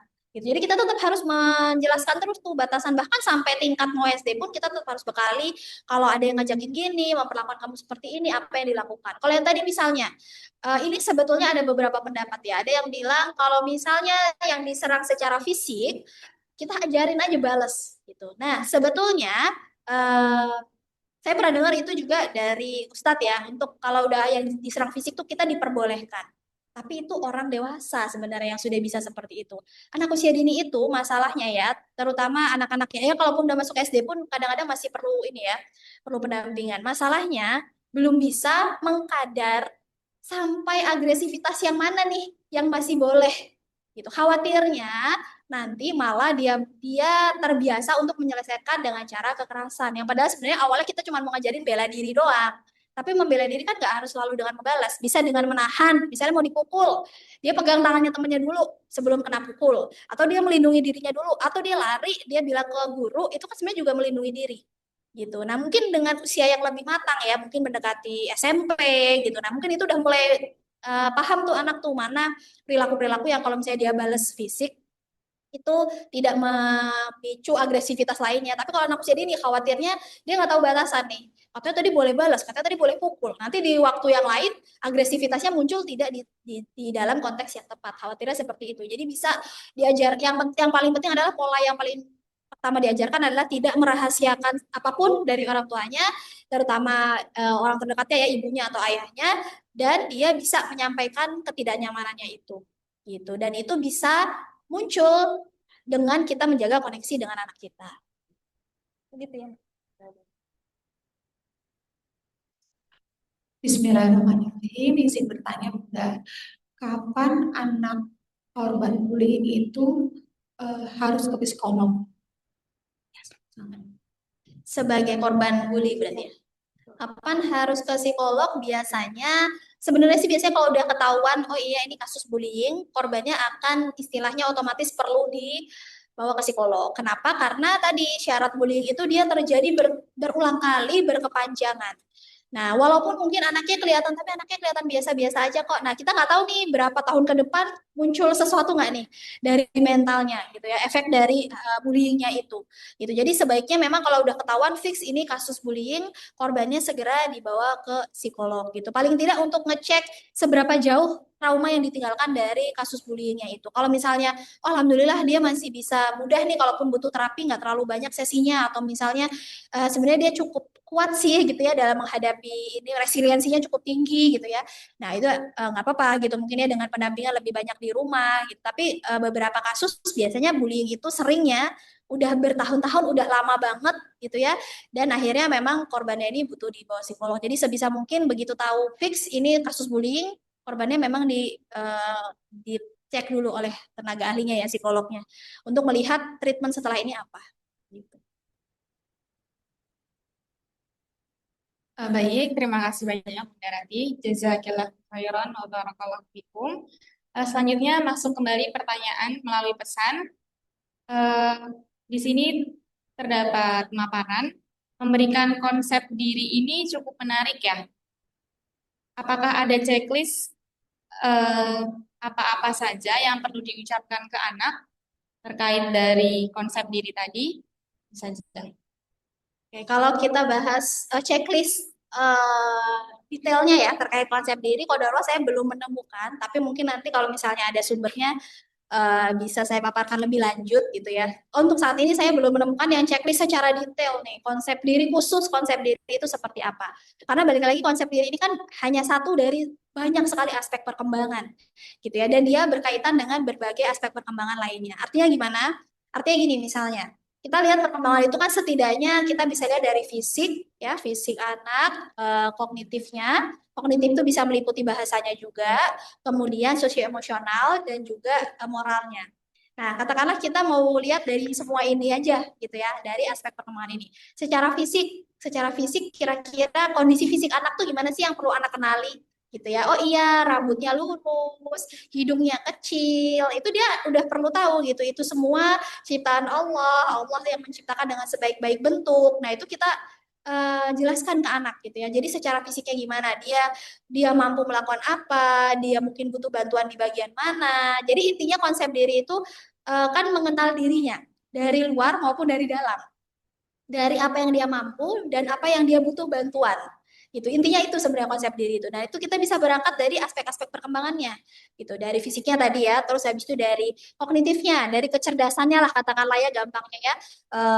Dia jagonya tuh di apa? Ada yang jago berhitung, ada yang jago apa namanya membuat cerita mungkin ya, storytelling, lain-lain, bahasanya juga misalnya ada yang jago bisa lebih dari satu bahasa, ada mungkin dia nggak bisa bahasa Inggris nih, misalnya masuk sekolah yang ada temen yang udah jago bahasa Inggris gitu ya, tapi dia belum jago bahasa Inggris gitu.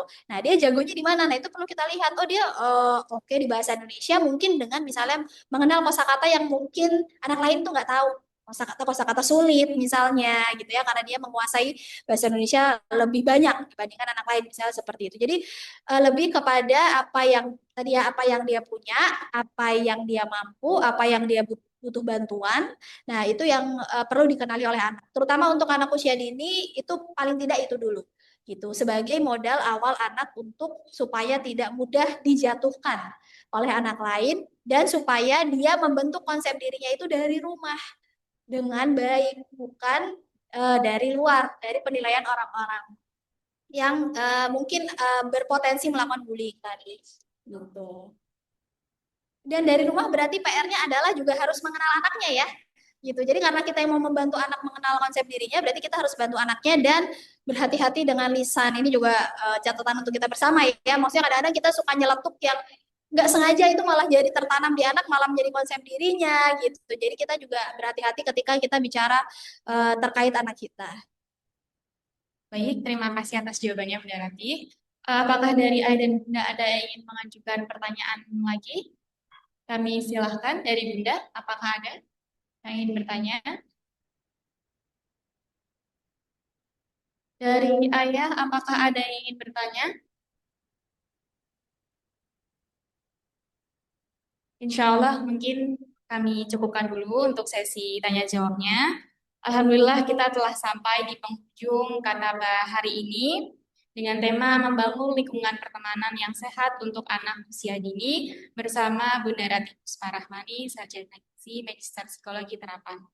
Semoga ilmu yang disampaikan beliau menjadi keberkahan dan dapat kita amalkan dalam keluarga dan lingkungan kita sehari-hari. Kemudian, kami juga mohon maaf apabila selama mandu acara terdapat kekurangan. Semoga kedepannya dapat menjadi hal yang lebih baik.